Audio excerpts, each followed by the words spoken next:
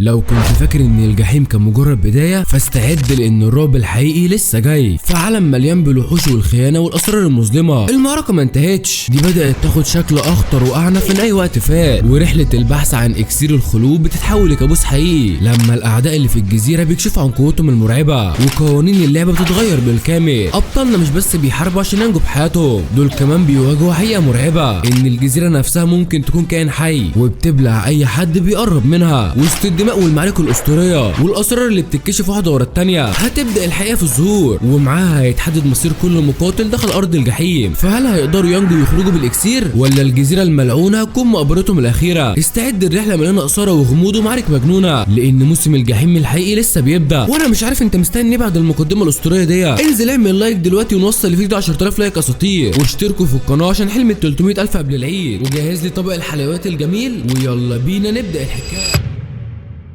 وبنرجع لفندق اوهاشي في قرية الشوجن، وبيكون في اجتماع بخصوص اللي حصل في جزيرة النعيم، وبيعرفوا ان الاسايمون جاكي هو اللي رجع سليم الجزيرة، وبيطلبوا منه يحكي كل اللي شافه هناك. وعمنا جاكي بيكون شارب وشكله مش فايق اساسا، وبيقول لهم انتوا عايزين تعرفوا اللي حصل هناك ليه؟ ما كده كده مفيش حاجة هتتغير. وبيعرفوا ان هو جاي من سفر وعايز يريح حبتين، والمساعد بيتعصب عليه فبيرجع يقعد مرة تانية، وبيحكي عن الشوجن رئيس القرية، وبيكون بقاله سنين كتيرة بيدور على اكسير الحياة، وطلب من المجرمين اللي محكوم عليهم بالاعدام يدوروا على الاكسير ده، الاكسير ده موجود على جزيره النعيم. ومن كام يوم كل اسايمون سافر مع المجرم اللي بيحرسه، وجاكي كان موجود مع مجرم اسمه تشوبي، بس فجاه بيلاقي وحش هجم عليه وبيتفرج عليهم وهما بيقتلوا بعض بكل سعاده. وبعد ما تشوبي قتله وخلص عليه اتفق مع جيكا يسيبهم مع اخوه على الجزيره، وجيكا ما صدق انه سابهم عشان يرجع يفخد في البيت براحته، بس من حظه الاسود الامواج رجعته للجزيره مره ثانيه. والمساعد بيتصدم اول ما بيعرف انه رجع عايش من الجزيره، لان مفيش حد راح هناك قبل كده ورجع سليم، والجزيره دي مات فيها اكتر من 60 مجرم في يوم واحد بس. وجاكي كان بيفكر يكمل المهمه ويروح يراقب تشوبي، بس بصراحه كان مكسل جدا ولقى طريقه يرجع بيها القريه. والمساعد لحد دلوقتي عايز يعرف هو رجع ازاي. يا عم بقولك مفيش حد بيرجع من هناك، ما تجننيش. والجاكي بيقول له انت شاغل بالك ليه يا عم الحاج؟ انت ما تريحوا دماغكم وتبعدوا عن الجزيره دي وخلاص. وبيعرفوا ان الجزيره دي خطيره بشكل مش طبيعي، ولو حد فيكم فكر يروح هناك مش هيرجع تاني. والمساعد بيتعصب عشان بيتريق على عشيره الشوجن، وفجاه الواد اللي مع جيكا ده بيسكته وبيقول لهم ان جيكا لسانه طويل من زمان وما بيكونش قصده ين حد فيكم يعني. وبيعرفوا ان هما الاثنين اسايمون من عيله يامادا. والمساعد بيخاف اول ما بيعرف ان ده شوجي حفيد يامادا ذات نفسه، وبيقول لهم تقدروا ترتاحوا في الفندق وخدوا راحتكم على الاخر. والمره دي هيعدوا طريق جيكا الزباله عشان خاطر شوجي بس. وبعدها بيقرا الرساله اللي جات لهم من الشوجن، وبيكون طلب منهم يروحوا الجزيره سوا، ولازم يختاروا ناس اقوياء عشان يلاقوا اكسير الحياه. وبعدها بيخرجوا من الفندق، وجيكا بيكون متضايق جدا وبيقول احنا في الاخر شويه عساكر عند الشوجن وهيسيبونا نرجع تاني للمجزره اللي شغاله في الجزيره. وشوجي بيعرفوا انه تعدى حدوده قدام مجلس الشوجن، وجيكا كان عارف انه مش هيحصل له حاجه عشان شوجي موجود معاه، واستغل مكانه عيلته وخلى شكله وحش قدامهم. وعمنا شوجي بيتعصب عليه وبيقول له النهار على الساموراي، وجيكا طبعا بيعتذر له على اللي عمله جوه، ودلوقتي بقى هو المسؤول عن كل الاسايمون. وبيعرف ان هم هيبعتوا مجرم من شنوب الاربعه، وبيكون هو اللي قتل كل المجرمين في اخر بعثه ليهم، ودول طبعا من تلاميذ شيخ القريه المرعب. وطبعا ده بالذات احنا كلنا عارفينه. انا لحد دلوقتي مش عارف الراجل ده عايش ازاي اصلا. والشيخ قرر يقدم المساعده للشوجن، بس عنده طلب صغير مقابل المساعده دي يعني، وهو ان هم يرجعوا مورا حبيب قلبه عشان وحشه وعايز يشوفه. وشوجي متضايق لان الشوجن واثق في مجرم زي ده، وبيكون خايف على زمايله الاسايمون وعايز يرجعهم للقريه. وجيكا بيعرف انه يروح مع المهمه دي وخلاص. وبيلاقي شوجي اتاثر وبعت على اصحابه، وبيسال جيكا اذا كانوا عايشين على الجزيره ولا ماتوا، وما بيكونش قادر يستحمل بعضهم اكتر من كده. وجيكا بيقول له طالما هتيجي معايا يبقى يلا بينا. وفجاه بيجي واحد من الحراس وبينادي على جيكا وبيقول له انت عايز نعمل ايه في الراس ده يا معلم؟ وجيكا بيقول له قطعها حتت وبيعها في سوق السمك يا عم، انت في الاول وفي الاخر كله لله وخلي الفقير ياكل. وبيكون جايب معاه الراس ده عشان يوريها لمجلس الشوجن، وده عشان يعرفوا حجم الخطر اللي موجود على الجزيره. وشوجي بيتصدم لما بيعرف ان راس وحش قتله على الجزيره. يعني دي راس الوحش بس يا جدعان؟ امال الجسم كله كان عامل ازاي؟ وجيكا بيقول لهم انه ضيع وقته لما جاب الراس دي معاه، بس شوجي بيروح يلمس الراس والحارس بيحذره، وبيكون خايف لحسن الاطراف بتاعته تكون لسه عايشه ولا حاجه. وشوجي بيتاكد ان الوحش مات فعلا. وشوجي بيعرفهم ان هم رايحين المهمه دي هم الاربعه، وطبعا جيكا هو اللي يعرفهم الطريق لان هو الوحيد اللي راح الجزيره ورجع منها.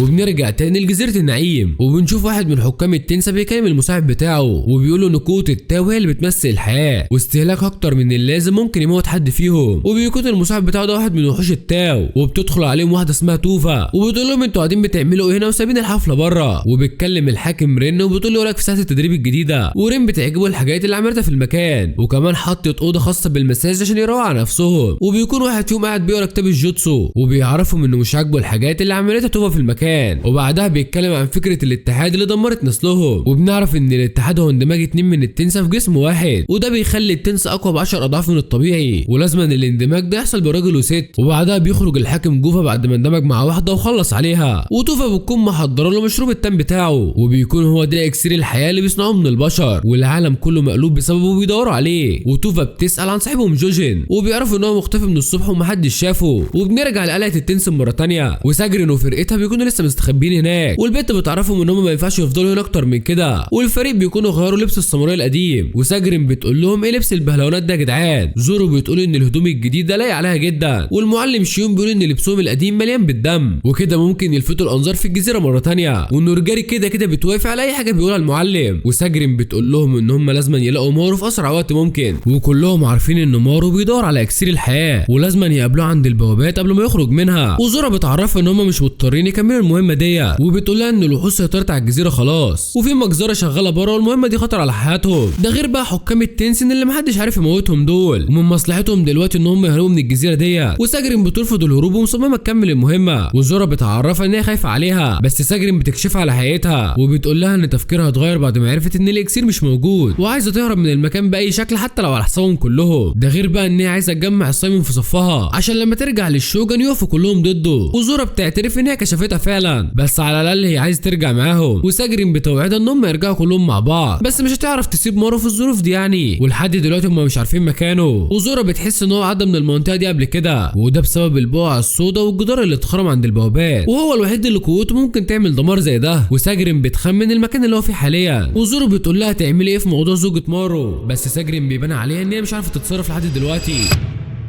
ومارو بيكون ماشي مع جاتسو وفونشي، ولحد دلوقتي تايهين وبيدوروا على قلعه التنسن، ومي بيكون عارفه الطريق وماشيين على كلامها. وعمنا مارو لحد دلوقتي فاقد الذاكره تماما، ومش مصدق ان هم طلبوا منه يدور على مشروع الخلود، ومش فاهم هو ليه مجبر يدور عليه اصلا، وبيكون ناسي الدافع اللي خلاه يقبل المهمه. وفجاه بيظهر قدامه تشوبي واخوه الصغير، وتشوبي بيعرف ان هم تبع السايمون، وبيهجم على مارو المجرم اللي فيهم. وفونشي بياخد باله من توما، وبيعرف ان هم حلفاء وما ينفعش يحاربوا بعض يعني، فبيسيبوا تشوبي ومارو يقتلوا بعضهم. ومارو بيطلع فيه على طول وبيكسر رقبته، وبيخلص الخناقه بسرعه، بيفتكروا انه قضى عليه، بس ماي بتعرفه ان تشوبي عنده قوه التاو. وتشوبي فجاه بيرجع من الموت وبيصحى مره تانيه، وبيرزع مارو وبيهبده في الارض تحت الصخور، وبيقول له انت شكلك كده هلا ما تعرفش انا مين. وجاتسو مش فاهم ازاي فضل عايش بعد ما رقبته اتكسرت. وفونشي بيقول ان قوه التاو جددت جسمه، ومارو بيلاحظ ان الواد ده شكله اقوى منه، وبيفتكر واحد من حكام التنسن ويعرف مكان الاكسير، وبيقرر يكتفه عشان يخليه يعترف بكل حاجه. بس فونشي بيمسكه من رجليه وبيرزعه في الارض من تاني، وبيتفاجئ اول ما بيلاقي عمنا مارو مش مبطل ضحك، وبيلاحظ ان مارو عضلاته مقويه قلبه. ومارو بيقول له انا افعصك زي الصراصير، وبيمسك حجر وبيضربه في دماغه زي الرصاصه، واول ما بيقوم بينزل ضربه في وشه لحد ما بيخرم له عينيه، بس تشوبي بيصد ضربته برجليه. وبيلاحظ ان مارو كل حته من الوتر بتاعه، ومارو بيتصدم اول ما بيلاقي جسمه بيتجدد وعينه بترجع مره تانيه، وبيبدا الهجوم بعدها وبياكل حته من رقبته. وجاتسو بيقول ان مارو مهاجم شرس جدا، بس بصراحه اسلوبه همجي يعني، وهما الاثنين كانهم ذئاب متوحشه عماله تقطع في بعض. وعمنا مارو مش مهتم بقوه الخصم اللي قدامه، واهم حاجه يضربه لحد ما يموت زي ما اتعلم من صغره. وتشوبي بيستفزه بيقول هو ده كل اللي عندك ولا ايه، وبيغرز رجله في الارض وبيعمل زلزال في المكان، وبيعرف مارو انه سابه يتسلى شويه وبيضربه في وشه، ودلوقتي هيثبت له انه مجرد نكره مالوش اي لازمه. وبيتحرك بسرعه رهيبه وبيقرب منه، وبيتفادى ضربه مارو وبيوقعه على الارض، بس بيتفاجئ ان الواد الجعان ده كل صوابعه، وبيقول له انت اللي حبك في العض يا دي انت، ما تقتل زي الرجاله يا عم انت. وجاتسو كمان مش فاهم ايه اللي حصل لمارو، وبيقول ان هو كان اقوى بكتير في الاول، وبيسال مي لو تعرف اللي حصل له. مي بتقول ان قوه التو عند مارو بقت مختله، وما بيكونش قادر يركز زي الاول بعد ما فقد الذاكره، لانه لحد دلوقتي ما يعرفش هو بيعمل ايه هنا، وعقله مشتت بين ذكريات مش مفهومه ورغبه في الهروب، وده اللي خلى قوته مش متزنه زي عقله بالظبط. ومارو بيحس انه فقد حد عزيز عليه، بس لحد دلوقتي مش قادر يفتكر ملامحه، وبيرجع يهجم مره ثانيه على تشوبي. وتشوبي بيطلب من توما يخلص على فريق مارو، وتوما بيروح يهجم على جاتسو الاول، وعايز يستغل نقطه الضعف اللي عنده ويقطع دراعه الثاني، بس عمنا جاتسو بيمسك السيف بتاعه بايده، وبيقول انت بتهجم على عمك يالا، ولا عشان فاكر ان بايده واحده فهتقدر تقتلني. وجاتسو بيوقع السيف بتاعه وبيمسكه من رقبته، وبيعرف ان هو هيشوف ايام سودا من هنا وجاي، وبيديله واحده في دماغه وبتدفنه تحت الارض، وبيقول له خد خله السنان بتاعتك دي بقى والعب بعيد. وفونشي بيمنع جاتسو انه يقتله، وبيفكروا انه ما ينفعش يقتل توما لانه واحد من السايمون، بس عمنا جاتسو بيرفض يسمع كلامه ومصمم يقتله، وبيعرفوا ان اي حد هيقرب منه لازم يخسر حته في جسمه. وتوما بيعرف ان جاتسو قوته مش طبيعيه، ده غير انه ذكي جدا وردود افعاله سريعه، واول ما بيهجم عليه بالسيف بيدوس عليه برجليه، وبيقول له خلة السن اللي معاك دي مقويه قلبك خلي بالك، وبيكون معترف ان توما جريء فعلا بس محتاج يشتغل شويه على المهارات بتاعته لان اسلوبه الهجومي متوقع جدا، وبيديله كام ضربه على دماغه عشان يعرفوا مقامه، وتوما بيقع على الارض من قوه الضربات، وجاتسو بيقول ما تنشف ياض كده، ده انا كنت بسخن دراعي بس مش اكتر، انا بقول تجيب اخوك ياخد حقك عشان انت عيل طري. وتوما بيعرفوا انه بيسمع كلام اخوه دايما، ولو طلب منه يقتلهم هيفضل وراهم لحد ما يخلص عليهم.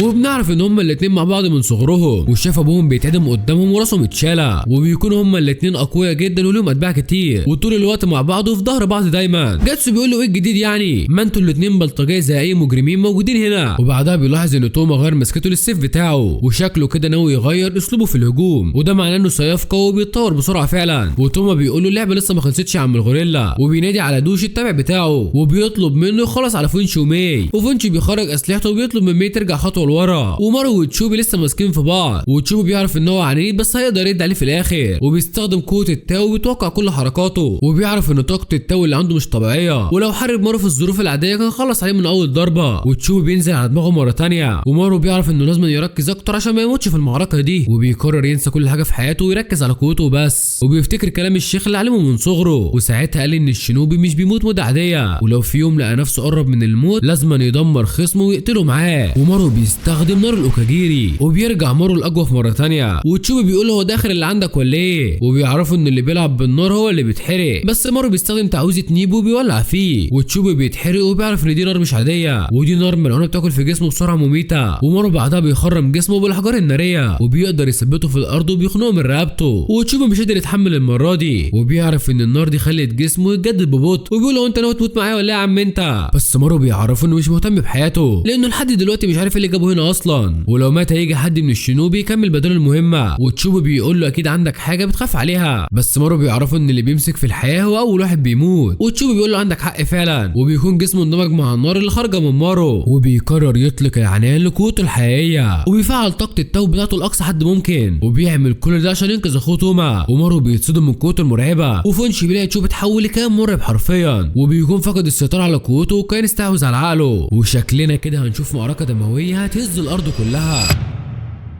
وتوما مش مصدق اللي شايفه قدامه، والكل مصدوم من هيئه تشوبي المرعبه، وبيهجم بمخالبه على مره ثانيه، ومره اول ما بيتحاصر جواها بيفجرها بالنار، وده طبعا مش بيأثر في عمنا تشوبي، وبينزل مره ثانيه على دماغه، ومارو بيلاقي اعصار من الضربات السريعه، وبيستخدم تعويذه نيبو بالكامل وبيولع في المكان كله، وفونشي بيلاقي النار مغرقه المكان، وتوما خايف على اخوه من الموت، وعمنا مارو بيكون رجع لطبيعته، وتشوبي بيلاقي نفسه محبوس في بعد تاني وكأن مخه معزول عن اللي بيحصل في المعركه، وبيشوف قدامه بوابه سودا وظلام مش طبيعي، ومش فاهم الواد النينجا اللي كان بيضربه راح فين، وما بيكونش فاهم ولا عارف هو ايه اللي جابه هنا، وبيتضايق جدا من وجوده، وكل دقيقه بتعدي عليه بتخنقه اكتر واكتر. وبنرجع بعدها لعمنا مارو، وبيفعل وضعيه التدمير الشامل، وبيفضل يضربه من كل ناحيه ومش مدي للواد فرصه يتحرك اصلا، وجاتسو مش فاهم ليه مارو مش بيستخدم قوته، مي بيتعرفوا انه مش قادر يستخدمها اصلا، وبيكون التاو خد كل الطاقه اللي في جسمه في الهجوم اللي فات، وبكده مش هيقدر يكسب النزال ده ابدا، والحل الوحيد دلوقتي انه ينسحب قبل ما تشوبي يخلص عليه. ومارو بيتاكد انه مش لازم الكائن ده، وانه محتاج يضحي مره ثانيه ويستخدم اللهب بتاعه، وبيعرف انه لو مات هيجي واحد بداله، وده هيسهل عليه المهمه وهيموت نفسه مع تشوبي، وبيكون مشخصنها مع الواد بصراحه، ولازم يقتله عشان يشفي غليله، اصل مش معقوله في حد اقوى منه في الجزيره دي يعني. بس فجاه بيلاقي حاجه بتشده لورا، وبيظهر ظل مراته عشان يمنعه من القتال، بس تشوبي المجنون جاي عليه ونواها فعلا، ومارو بيلاقي قوته سيطرت عليه مره ثانيه، وبيجري ناحيته وهو بينزف من كل حته، وجاتسو بيعرف ان الواد ده جاي معاه بموت النهارده، وفونشي بيعرفه انه كان ناوي ياخد عفو من الشوجن، انما دلوقتي لو مات هيبقى كل مجهوده ضاع على الفاضي. ونفس الموضوع برضه الخصم تشوبي، وبيكونوا هما الاثنين فقدوا السيطره على نفسهم، وتوما مش فاهم اخوه بيعمل كده ليه، وبيتصدم اول ما بيفتكر كلام جاتسو لما قال انه ضعيف ويسيب كل القتال لاخوه الكبير، وبيعرف ان تشوبي عمل المجزره دي كلها عشانه، وبيفضل يعيط بسبب المرحله اللي اخوه وصل لها بسببه، وعمنا تشوبي مش عايز يهدى ومكمل ضرب فيه، ومارو بيحاول يتفادى الضربات وهو بيهرب منه، وفجاه الصوره كلها بتضلم قدامه، وبيسمع صوت اخوه توما وهو بينادي عليه، وبيتصدم اول ما بيشوف مخالبه اخترقت جسمه، وبيلاقي توما بينهار وبيموت على ايده، وتشوبي بيرجع لطبيعته وبيفوق من اللي هو فيه، وتوما بيعرف ان هو السبب عشان كان فاكر ان هما الاثنين بيحاربوا مع بعض، بس تشوبي كان هو اللي بيحميه طول الوقت وبيحارب لوحده عشان خايف على حياه اخوه، ومن وقتها اتحول لوحش ما عندوش قلب تماما لانه اتاكد انه مش هيقدر يعتمد عليه في القتال، وتوما بيفضل يعيط وبيطلب منه يرجع لطبيعته، وبيقول فوق من اللي انت فيه، اعمل حاجه مستني ايه. ومارو طبعا ملوش في الجو الدرامي ده، وبيلاقيها فرصه عشان يحرقهم هما الاثنين مع بعض، ومي بتجري بسرعه عشان تمنعه بقى من الحركه ديت، وجاتسو بيحذرها ما تقربش منه، ومي عارفه ان طاقه التاو عنده خلصت، ولو فكر يخرج النار اللي جواها يموت على طول، فبتستخدم قوتها وبتكسر طبقه الارض اللي تحتهم. ومارو بيعرف ان البنت هي اللي عملت كده، فبيطلع بسرعه قبل ما يقع معاهم، بس بيضرب حجر كبير على تشوبي عشان يضمن انه يموت.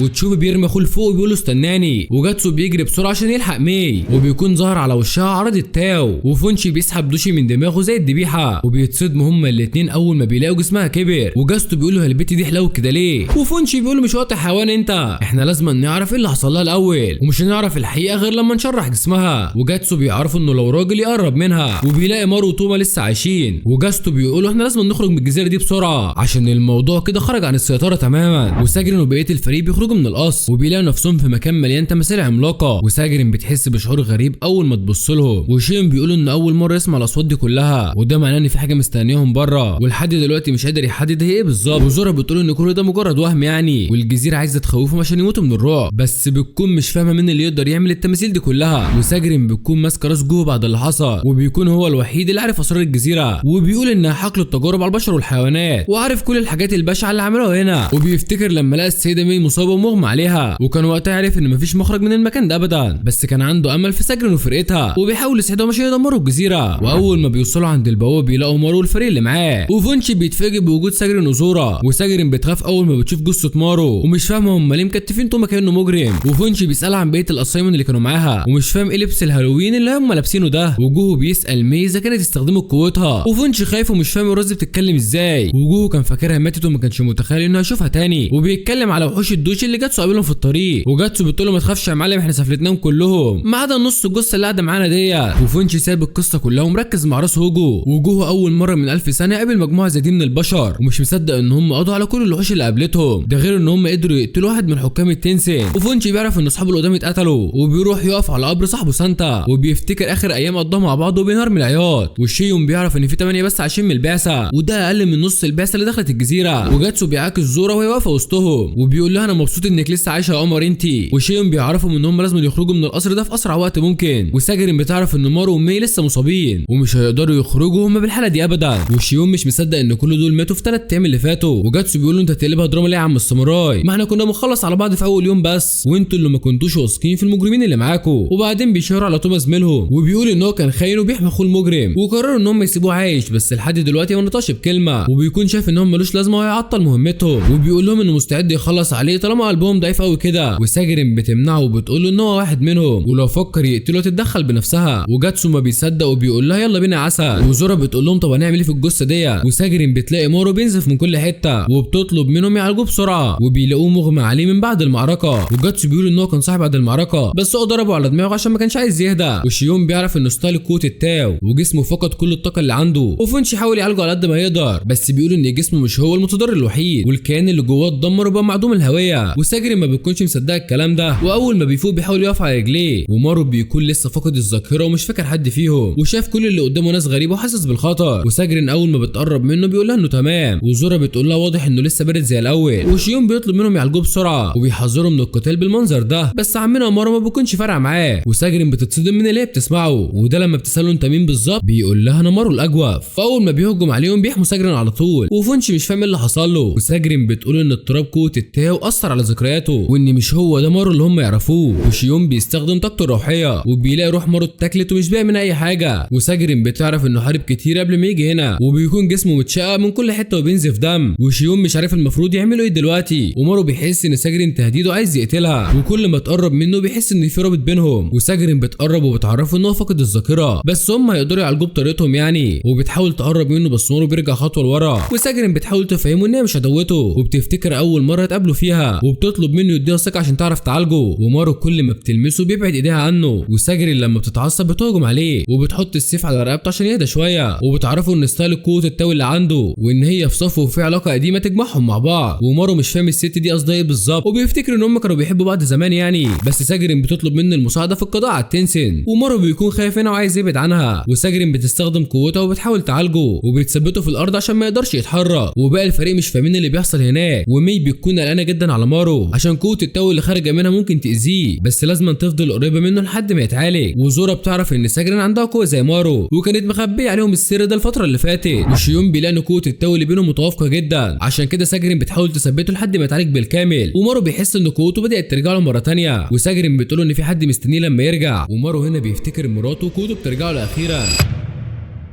وعمنا تشوبي بيكون واقع من فوق الجبل بس لسه عايش، وبيفتكر كلام اخوه وبيموت بين ايديه، وبيعرف ان قوته دي مش طبيعيه وسيطرت عليه في الاخر، بس لازم يتعلم ازاي يتحكم فيها عشان يعرف يستغلها. وبيكون راجع عشان يدور على اخوه مره ثانيه، وبيقابل مجموعه من وحوش السوشي وكلهم بيقربوا منه عشان يتعشوا بيه النهارده. بس تشوبي بيلاقي ان هي فرصه عشان يجرب قوته الجديده عليهم. وعلى الناحيه الثانيه الفريق بيخشوا كهف كبير عشان يستخبوا من الوحوش، وجاتسو بيعرفوا ان هو اللي لقى الكهف ده على فكره. وشيون بيقولوا ان الكهف ده مش هيحميهم، وبيفكروا ان التنسن عندهم حواس مش طبيعيه وممكن يقبضوا عليهم في مكان زي ده عادي. وجاتسو بيقولوا انت شكلك جبان يا عم الساموراي، للدرجه دي بتخاف من التنسن دول ولا ايه؟ وزورا بتقول له الجهل نعمه فعلا، وبتعرفوا ان التنسن مرعبين بجد، وبيكونوا اتحدوا هم الخمسه مع بعض عشان يقتلوا واحد بس، وقريب هيلاقوهم بعد ما دخلوا القصر بتاعهم. وشيون بيعرف ان مارو حارب واحد منهم عند البوابه، ومارو بيكون فاق وذكرياته بدات ترجع له، وبيعتذر لهم على المشاكل اللي هو عملها، وبيكون اتعلم الدرس وعرف قوه التو الحقيقيه. وزورا بتقترح عليهم يمشوا من الجزيره لان عندهم فرصه يخلي الشوجن يعفى عنهم، ودي اكبر من فرصتهم اللي موجوده قدام الوحوش اللي هنا. مارو بيقول لها انه لو رجع دلوقتي مش هيشوف مراته مره ثانيه، ومحتاج عفو الشوجن عشان يعيش حياه طبيعيه. وزورا بتحاول تقنعه ان مراته مش موجوده اصلا، وان الشيخ زرع الوهم ده في دماغه عشان يخش المهمه. مارو بيقول لها انه يعرف الحقيقه اول لما يرجع، بس اهم حاجه انه يرجع ومعاه اكسير الحياه. وزورا بتحاول تقنعه ان هم يمشوا من هنا لان مراته لو مش موجوده فعلا يبقى اكسير الحياه ملوش اي لازمه، بس مارو بيكون متاكد ان هي حقيقه فعلا. وزورا بتقول له انت جايب الثقه دي كلها منين يا عم انت؟ وساجرين بتحاول تسكتها بس مفيش اي فايده، وبتقول له مارو انه لازم ياخد قرار نهائي بدل ما يضيع قوته في الحرب ويموت نفسه، وبتطلب منه دليل يثبت ان مراته موجوده فعلا. مارو بيقول لها ان ده سؤال صعباني شويه وما بيكونش عارف ازاي يشرح لهم الموضوع، ومارو بيعرفها انه فكر تفاصيل صغيره من ذكرياتهم مع بعض، وده زي صوتها الجميل وشكل ضحكتها ولون عينيها المميز، ده غير بقى شعرها الاصفر الطويل اللي بينور زي الشمس. وبيقول لهم ان مراته اسمها يوي وهي حقيقيه فعلا، بس صعب يثبت لهم ده دلوقتي عشان كده لازم يركز ويلحق يجيب الاكسير، وبيكون هو ده الحل الوحيد اللي قدامه. وجاتسو بيقول انت عايز تدخلنا في حرب عشان ترجع لحبيبتك؟ مارو بيقول له دي مراتي حيوان انت. فجاتسو بيقول له بالراحه يا عم مارو ما تزقش، طلعت راجل اهو مع ان شكلك عيل طري. وبيقرر يساعده في المهمه دي لحد ما يلاقي الاكسير هو كمان، وفي كلا الحالتين هيقتل وحوش كتير، ودي متعته في الحياه حرفيا. وزورا بتقول له مارو انت المفروض من الشينوبي، بس انت كده فضحت نقطه ضعفه. شيون بيقول ان هو كان قاصد يعمل كده عشان قوه التو زادت عنده اول ما اتكلم عن مراته، وواضح ان في رابط قوي ما بينهم، والرابط ده هو اللي بيمد الطاقه في جسمه الصغير. ومعروف من زمان ان الاقوياء هم اللي بيضحوا بنفسهم عشان خاطر اللي بيحبوهم. وعمنا تشوبي بيكون خلص على كل الوحوش واتغدى بيهم، وبيقول ان طعمهم مقرف جدا بسبب ضعفهم ومحتاج وحوش اقوى عشان يتعشى بيهم النهارده. بس فجاه بيظهر وراه الحاكم رين، وبيعرف ان هو ده اللي قتل مودان، ورين بيضربه في كتفه وبيحاول يفصله عن مكانه، بس تشوبي كتفه بيرجع طبيعي مره ثانيه. ورين بيتفاجئ انه بشر عنده قوه التاو، وفونشي بيقول لدوش اتكل على الله، مع اني كنت ناوي اشرحك بس يلا مسامح كريم بقى، وما بيكونش ليه مزاج يقتل حد النهارده. واول ما بيرجع بيلاقي مي مصابه، وساجرين بتقول ان ده مجرد ارهاق بس جسمها سخن جدا ولحد دلوقتي مش قادره تتعافى. وزورا مستغربه البت دي كبرت ازاي بعد ما كانت طفله من كام يوم. وفونشي بيقول لهم ان هي واحده من التنسين، واتاكد بعد ما شافها بتستخدم قوتها في المعركه، وبيطلع الحاجات اللي معاه عشان يعمل لها دواء للحمى اللي عندها، وبيطلب من مي تقول لهم كل حاجه عن نفسها وعن التنسين، وبيعرفها انهم قتلوا حد من عيلته، فالموضوع بالنسبه له دلوقتي بقى حياه او موت، ولو ما قالتش الحقيقه هيضطر يعاقبها. وزورا بتقول له انت مش شايف البت بارده ازاي؟ ما تخلي عندك دم وسالة بعدين يا اخي انت. وفونشي بيقول لها محدش طلب رايك عامه، وبيطلب من ساجي تساعده في عمل الدواء. ومارو بيطلب من باقي الفريق يتقابلوا عند منطقه الضباب، وجاتسو بيقولوا المكان الكئيب ده يا عم انت، وبعدين احنا ايه اللي جابنا هنا؟ ومارو بيعرفوا من ذكرياته رجعت له فعلا، بس غريزه القتال اللي عنده انطفت ومش عارف يرجعها تاني، ومحتاج منهم يساعدوه في التدريب عشان ترجع مره تانيه. وجاتسو بيفهم ان هو عايزهم يهجموا عليه، ومش مصدق ان مارو هيستغله في التدريب، وبيطلب كمان من توم يهجم عليه هو كمان، وبيكون عارف ان توم اكتر واحد بيكرهه. وشين بيحاول يهديه، وبيعرفوا انه لو استغل الموقف وعمل دوشه هيعمل منه شاورما حرفيا. وجاتسو بيدي السيف بتاعه لتوم عشان يستخدمه لانه كان عايز يضرب مارو بايديه، ومارو بيفتكر اللي حصل في اخر المعركه، وبيعرف ان هو هيبقى في خطر لو افرط في استخدام التو بتاعه، بس في نفس الوقت هو عارف انه مستحيل يهزمهم من غيره، وبيفكر ازاي يقدر يتحكم فيه وقت القتال. وقبل ما تبدا المعركه بيقول لهم شكرا على المساعده يا رجاله، وتوما بيهجم عليه بسرعه مرعبه، ومارو اول مره يشوف حد بالسرعه دي كلها، ولو اعتمد على نظره بس توما هيقتله في ثواني، وبيستخدم قوه التو بيحلل نقاط ضعفه، واول ما بيتحرك بيلاقي جاتسو ظهر وراه، وبينزل بكف ايده على دماغه زي الفاس بالظبط، بس مارو بيقدر يتفادى الضربه بسرعه بسرعه، وبيعرف ان هو فورمه ومحشي عضلات حرفيا، وده الوحيد اللي مش هيقدر يغلبه بالقوه، فبيديله ضربه قويه في بطنه بترجعه لورا، ونور جايه بتهجم عليه وشيون بيتحرك وراها، ومارو بيفتكر ازاي يتعامل مع التنسن بقوتهم الرهيبه، وبيعرف ان استخدام البشر للتاو مختلف عن التنسن لان هم طول عمرهم بيتدربوا ازاي يستخدموه، وبعدها الاربعه بيهجموا عليه مره واحده، وعمنا مارو بيقدر يفلت منهم، وبيحاول يستخدم موجة التاو اللي موجوده حواليهم، وبيعرف ان كل ما الموجه دي كبرت كل ما كانت قوه ارتدادها اكبر بكتير، فيقدر يستخدمها ضدهم في صد الهجمات المميته، ونور جاي بتعرفه انه يقدر يقتل التنسن بالقوه دي، بس مارو بيقول لها انه لسه بدري ومحتاج يتدرب اكتر من كده، وشيون بيعرف ان قوته مش طبيعيه فعلا، وبيحس ان هو قدر يوصل لمستوى التنسن، بس مش فاهم ازاي هيحط مصيرهم كلهم في ايد مجرم زي ده، وبيقول لمارو انه استنتج حاجه من قوه تامل التاو، وبيعرفوا ان في اكتر من نوع بصفات مختلفه ومتميزه، ولو عرفوا يستغلوها ممكن يقتلوا حكام التنسن، وجاتسو بيلاقي توما جاي قدامه وبيقول له عايز تضرب انت كمان ولا ايه، بس فجاه بيرمي السيف وبيركع قدام جاتسو، وبيطلب منه يعلمه فنون القتال الحقيقيه، وبيعرف ان توما عايز يبقى اقوى عشان يحمي نفسه، بس جاتسو بيعرفه انه مش بيثق في مجرم زيه، وتوما بياخد السيف وبيقطع شعره قدامه، وبيديله خصله شعر عشان يثق فيه، وبيقول انا مش هقدر اعمل اكتر من كده عشان اثبت نيتي، وبيكون واخد الموضوع جد فعلا وعايز يبقى اقوى منه، وعايز يتعلم ازاي يقاتل بالسيف زي المحترفين، وجاتسو بيلاقي الواد مصمم فعلا على كلامه، فبيقول له هات السيف بتاعه وتعالى ورايا، وتوما بيعرف انه هيشوف المر مع المجنون ده، بس مضطر يستحمله لحد ما يتعلم منه كل حاجه، وبيعمل كل ده عشان يقدر يحارب جنب اخوه بعد كده، وبعد ما مهمه مارو تخلص ساعتها هيبقى يفكر يصفي حساباته مع الباقي، وتشوبي بيكون لسه قدام الحاكم رين، وبيعرف ان رين واحد من حكام التنسن، ورين بيعرف ان هو معجب جدا بقوته، وبيعرف ان قوه التاو اللي عنده مميزه فعلا، بس اختلطت مع حاجه تانية لما دخل الجزيره، وتشوبي بيتذكر لما وقع في الزهره قبل كده وكانت بتحاول تحوله من بشري لمشروب التان، بس المره دي تشوبي قدر يحافظ على قوته وخرج منها كمان، بس ده شيء مش طبيعي خالص لان كل البشر ماتوا بسبب الزهر دي، ورين بعدها بيحضر كره ناريه كبيره وبينزل بمطر من الضربات على تشوبي، وتشوبي بيحاول يهرب منه بسرعه، وبيعرف انه مش هيقدر يهزم واحد بالقوه دي كلها، بس مش عارف ازاي يقاوم القوه اللي عنده قصاد قوه رين، وبيقرر يديها واحده نو ريسك نو فن، وبيخرج قوه التاو المرعبه اللي عنده، ورين بيكون مصدوم واول مره يشوف قوه التاو بالمنظر المرعب ده، وتشوبي بيهجم عليه بالمخالب الطويله، ورين بيصد الضربات كلها بسهوله، بس تشوبي بيكون سريع جدا وبيخترق دراعه، ورين مش مصدق ان في بشر بالقوه والسرعه دي كلها، وتشوبي بيكون لسه في وعيه وبيتحكم في قوته، ولازم يكسب المعركه دي بسرعه قبل ما الكيان يسيطر عليه، وبيلاقي واحده من مخالبه اخترقت سره رين، فبيعرف ان سرته هي نقطه ضعفه، فبيدخل كل المخالب لحد ما بيفجر جسمه حرفيا، واشلاءه بتطير في الهواء وبتنزل حتت على الارض، وتشوبي مستغرب ان جسمه مش بيتجدد زي الاول، وبيفتكر ان هو كده خلاص مات وقدر يقضي عليه، وبيفكر انه يهرب بسرعه عشان طاقته بدات تنفذ،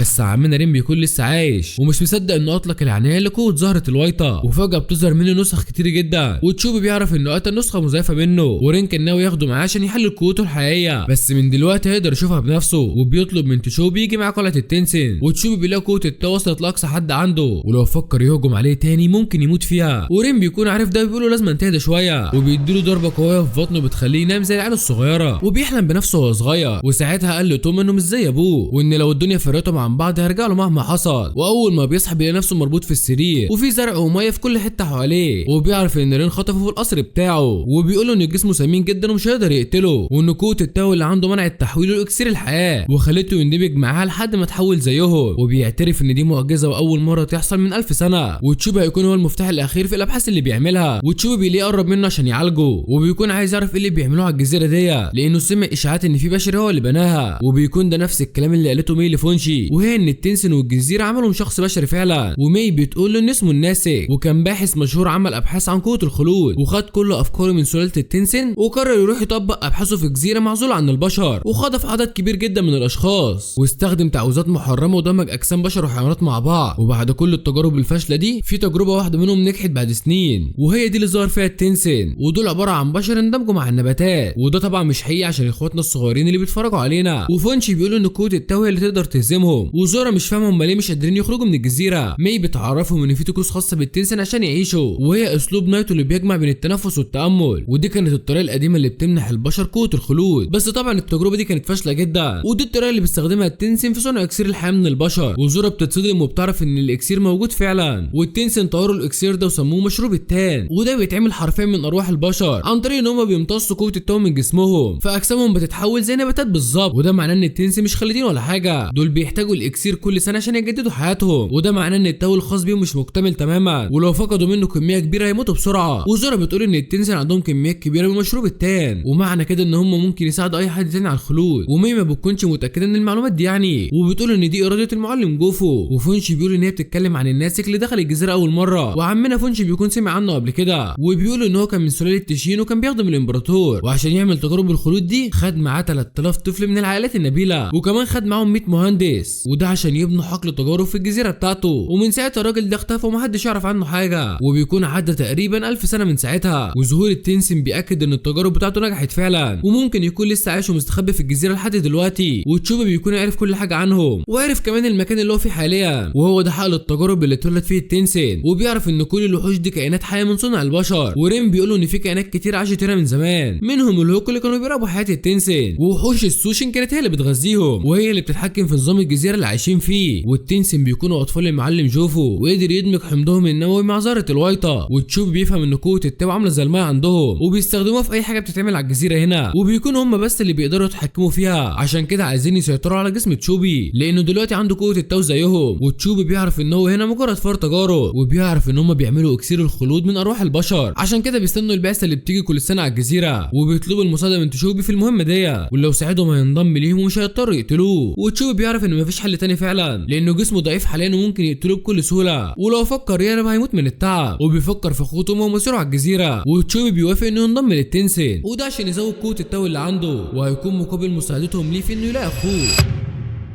وفريق مارو الناحيه التانيه بيعرفوا ان جوفو هو السبب في كل ده، ومي بعدها بتقع من التعب ودراعها بيتحول زي جوه راس الشجره. ومي بتقول ان جسمها ضعيف جدا، وكل ما بتستخدم التاو بتتحول للشجره، عشان كده لحد دلوقتي مش عارفه تتعالج، وده بسبب الحاكم رين اللي دمر جزء من قوتها، لان زمان قررت تهرب منهم وهو اللي مسكها. وبنعرف ان رين ومي هم اول اتنين خلفوا من المعلم جوفو، بس رين اتغير عن الاول وقتل بعدها مئات من البشر، ولما مي حاولت تمنعه قرر يعذبها زيهم، بس في الاخر استجمعت قوتها وقدرت تهرب منهم. وجوه بيقرر يتدخل عشان ينقذها، وبيطلب منها تاخد قوه التاو الخاصه بيه، وبيقول ان التنسن عندهم السيطره الكامله على التاو، وممكن ياخدوه من جسم اي شخص يقف ضدهم. ومي بترفض تاخد منه التاو عشان هيموت ساعتها، بس جوه بيعرفها ان ده تكفير عن ذنبه عشان ما قدرش يحميها منهم قبل كده، وبيقول انه قريب هيتحول لشجره بالكامل. وبنعرف ان جوه كمان كان عايش على الجزيره، ومراته وبنته اتحولوا لشجر قبليه، واهل القريه كلهم اتحولوا وما فضلش غيره لحد ما جت اللحظه الاخيره وتحول لشجره فعلا. بس قبل ما يموت لقى مي مرميه في الغابه، وفي الوقت ده كانت في سن بنته الصغيره،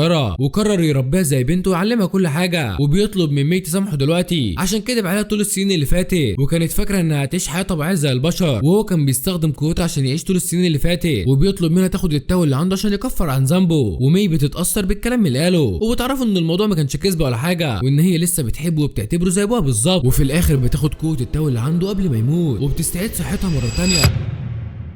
وقبلها بيومين كان في اجتماع في بيت الشوجن، وقال لهم ان عدى اسبوع ولحد دلوقتي محدش رجع بالاكسير، وبيقرر يبعت 4 من القصايمون ومعاهم مجموعه من النينجا، وقائد القصايمون طبعا هو عمنا شوجي، وبيكون لابس الرداء الاسود على لبس القصايمون، ودي معناها ان هو اقوى ساموراي في عشيره القصايمون، وهو المسؤول عن اختبار وتقييم كل الساموراي من صغرهم، ودي رتبه كبيره جدا مش اي حد يقدر يوصل لها. والمعلم اوكي بيروح معاهم بطلب من الشوجن، وبياخد معاه 20 واحد من النينجا تابعين لشيخ القبيله، واوكي لحد دلوقتي مش فاهم اللي بيحصل وليه الشوجن بعت كل القوات ده عشان الاكسير. وشوجي بيحس ان اوكي قلقان من حاجه، وبيقول له ما تقلقش احنا موجودين معاكم المره دي، وبيسالوا اذا كان يقدر يسيطر على النينجا. اوكي بيقول له ما تشغلش بالك بيهم، وبيسالوا عن الاثنين اللي جايين مع جيكا، وبيكون من ضمنهم واحد اسمه كيوما، وده اصغر طفل في القصايمون كلهم، وما خدش تصنيف لحد دلوقتي بسبب سنه الصغير، بس الطفل ده من اقوى القصايمون اللي موجودين، وافضل طالب عند عمنا شوجي. ومعاه القصايمون ايسوزو، ودي بنت بس قوتها ما تقلش عن كيوما في حاجه، وفي فتره قصيره بقت معلمه في خدمه الشوجن. وشوجي بيقول ان دول اقوى 2 عنده حاليا، ومناسبين جدا لمهمه خطيره زي دي. وطبعا مش هننسى جيكا اللي قاعد من اول المهمه وما بيكونش مهتم باي حاجه وعايز يروح البيت. وشوجي بيعرف ان هم مش جايين يشرفوا على المهمه، دول جايين يحاربوا عشان ينقذوا اخواتهم من الجزيره. وكيوما بيروح يكلم اوكي بنفسه، وبيقول له انت شكلك راجل عبيط وبتشك في قوتنا، بس انا ممكن اوري لك حركه صغيره عشان تطمن. وايسوزو بتحاول ان هي تمنعه، بس كيوما بيعرفها ان الراجل العجوز ده بيقلل منهم، وده عصبه لدرجه انه ممكن يقتله في اقل من ثانيه. وكيوما بيخرج سيفه وكان هيقتل واحد من النينجا، بس لحسن الحظ قطع قناع زميله اللي جنبه، بتضربه، وايسوزو بعدها بتتعصب عليه عشان فاكر ان نينجا اقل منه، وبتطلب منه ينزل السيف بتاعه قبل ما تضربه. واوكي مش فاهم هو هيتعامل مع المجانين دول ازاي، بس احب اقول لك يا اسطوره انت لسه ما شفتش جنان لحد دلوقتي. وواحد من النينجا بيقول لهم ما تشغلوش بالكم بينا، احنا معاكم في كل حاجه واي حاجه. وايسوزو بتعتذر لهم على اللي عمله كيوما، بس النينجا ده تصرفاته غريبه جدا، وبيقول لهم ان اليامادا اسايمون يبقوا اسيادهم، وممكن يختاروا واحد فيهم ويرمي نفسه في البحر عشانه، وكل ده عشان يثبت ولاهم للاسايمون. وكيوما بيتحداه وبيقول له وريني الولايه يا عم النينجا، والنينجا المجنون ده بيفضل يغني له، وفجاه بيطلع السيف بتاعه وبيذبح نفسه قدامهم، وبيقع صحيح في دمه لحد ما بيموت. وواحده تانية بتعرفهم ان الشينوبي ما عندهمش اراده وتحكم في نفسهم، واهم ميزه فيهم هي الطاعه العمياء، واظن مفيش طاعه او اثبات ولا بعد اللي حصل. واوكي بيقول لهم كفايه جنان لحد كده.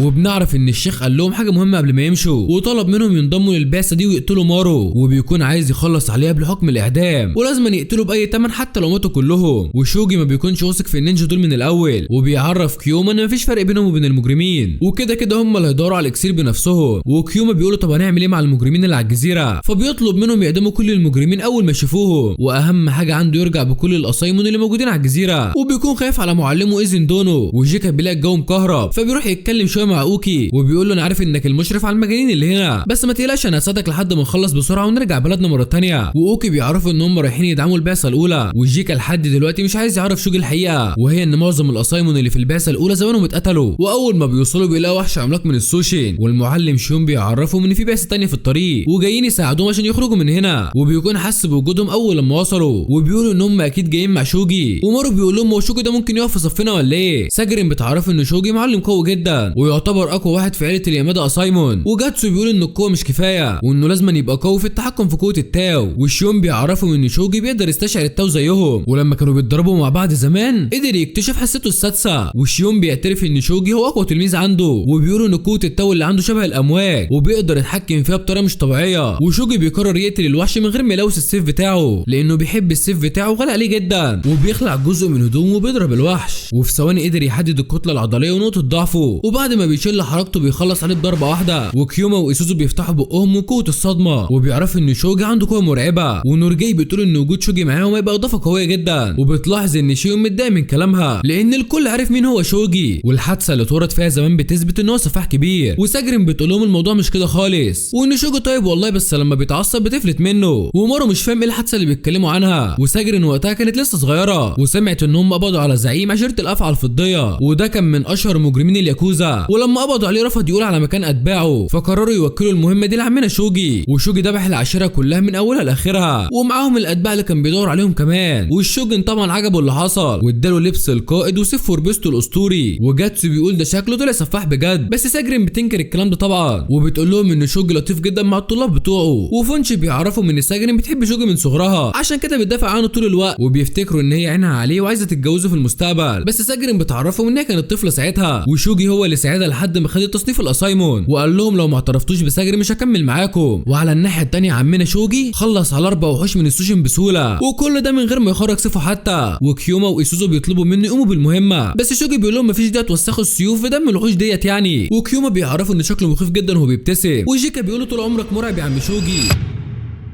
وساجرين لسه مصممه ان شوجي هيساعدهم، والشيون بيتعصب لانه مش متفق معاها، وكمان هي حكت جزء صغير من الحقيقه، وبيقول ان الموضوع ده محدش من الاسايمون بيحب يتكلم فيه. وساجرين كانت فاكره ان شوجي قتل 20 واحد من اتباع زعيم العشيره، بس ما تعرفش ان شوجي ذبح العشيره كلها، حتى الاطفال والستات والعواجيز قطع رؤوسهم، وقتل اكتر من 100 واحد لوحده، لدرجه ان زعيم العشيره اتجنن لما عرف اللي حصل، وبيقولوا انت ازاي قتلت ابني يا تارو، ده مجرد طفل رضيع مجرم انت. شوجي بيقول ان الموضوع كان صعب عليه برضه، بس هو كان لازم يقتلهم كلهم عشان محدش فيهم يورث اعماله الشريره. وشوجي المجنون بيقرب منه وهو بيعيط، وبيقول له جه الوقت اللي هطهر فيه روحك، ويمكن ده يكفر عن الذنوب اللي انت عملتها. وزعيم العشيره بيقول له انت مش بني ادم، وشوجي بيقطع راسه في اقل من ثانيه. والشيون بيعرفوا ان شوجي يعتبر صاحبه، بس لو جه هنا هيقتلهم كلهم واولهم مارو، وهيقتل كمان اي اسايمون بيحمي مجرم منهم. وشوجي بيوصل مع فريقه الغابه، وبياخد صدمه عمره اللي كان خايف منها طول الوقت، وبيلاقي المعلم ايزن مقتول قدامه ونص جثته اللي فوق مش موجود اصلا. اصلا، وبيفتكر اول مره اتقابله فيها لما كان صغير، وبيعرف ان اسمه شوجي واتقتل بعد ما اتولد بسنتين، ويشاء القدر ان شوجي اتربى عندهم، وبيقولوا صعب تلاقي جلاد في السن ده، بس هتتعلم اول ما تشوف الجرائم بتحصل حواليه. وشوجي بيعرفوا ان اللي قتل ابوه لسه حر، ودي هتبقى فرصته عشان يقطع راسه بنفسه، وبيعرف ان الاصايمون بيقطعوا الراس من اول ضربه، وبيعرفوا ان هي طريقه سهله للاعدام، بس لو وجه اكتر من ضربه في الرقبه هيعذب المتهم قبل ما يعدمه، ده غير انه ممكن يدمر النصل عشان يقطع جلد المجرم. والمعلم ايزن ساعتها كان عارف انه قوي، بس كان خايف انه يبقى جلاد مجنون بيعذب الضحايا. وشوجي اول ما كبر بقى عاقل جدا، وكل يوم بيلمع النصل بتاعه عشان يقتل المجرمين من غير عذاب. وشوجي دلوقتي بيعيط بكل حرقه ومش مصدق انه مات بالطريقه البشعه دي،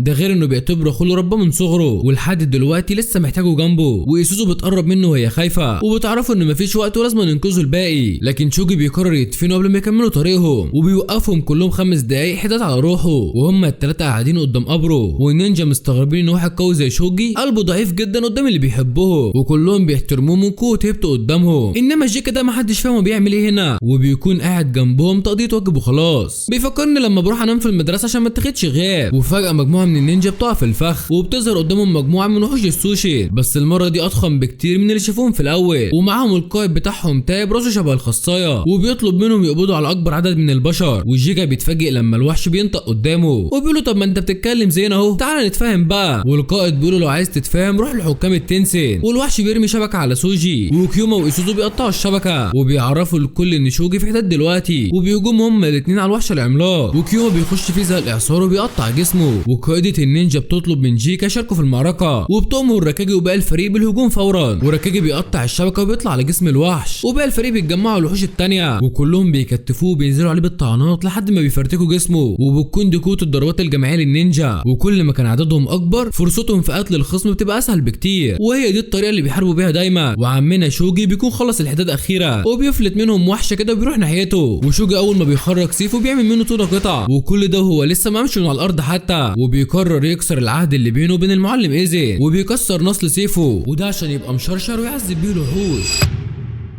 وبيقول لهم انا هدوقكم طعم العذاب الحقيقي قبل ما تموتوا. والقائد بتاعهم بينزل يحاربه بنفسه، وبيستخدم قوه التاو عشان يخلص عليه، بس شوجي قام معاه بالواجب وقطع معظم جسمه، وساب جزء من نصه اللي فوق عشان يعرف يتكلم، وبيطلب منه يقول كل المعلومات اللي يعرفها عن التنسين. وكل ما الوحش يتاخر في الرد شوجي بيقطع منه حته، وجيكا بيقول استنى شويه يا عم الحاج، انت احنا المفروض نرجع القريه دلوقتي ونبلغهم ان احنا اكتشفنا سلاله جديده من الوحوش. عمنا شوجي بيتعصب عليه، وبيعرفوا ان هو متخاذل وعايز يرجع القريه وخلاص، ومفكرش حتى يخرج السيف بتاعه يحارب معاهم. جيكا بيقولوا انت عارف اني ما اقدرش احارب تاني، وشوجي متاكد انه يقدر بس هو اللي جبان. وايسوزو بتحاول تهدي الخناقه ما بينهم، وشوجي بيعتذر له عشان هو اكبر منه وتعصب عليه، وجيكا عارف ان ده الجزء الطيب من شخصيته المجنونه، وبيقولوا ما تشغلش بالك انا مش زعلان اصلا. وشوجي بيقولوا ان هم مش هيرجعوا على الفاضي، ولازم يذبحوا كل اللي في الجزيره، وده عشان ياخدوا حق اصحابهم اللي ماتوا، ولازم يعرفوا ثمن قتل طلاب عيله يامادا. بس لحد دلوقتي هم لسه محتاجين معلومات عن الجزيره، وباكو بتقول له سيب لنا احنا المهمه دي، واوعدك اننا هنعذبهم بطريقتنا لحد ما نجيب كل المعلومات.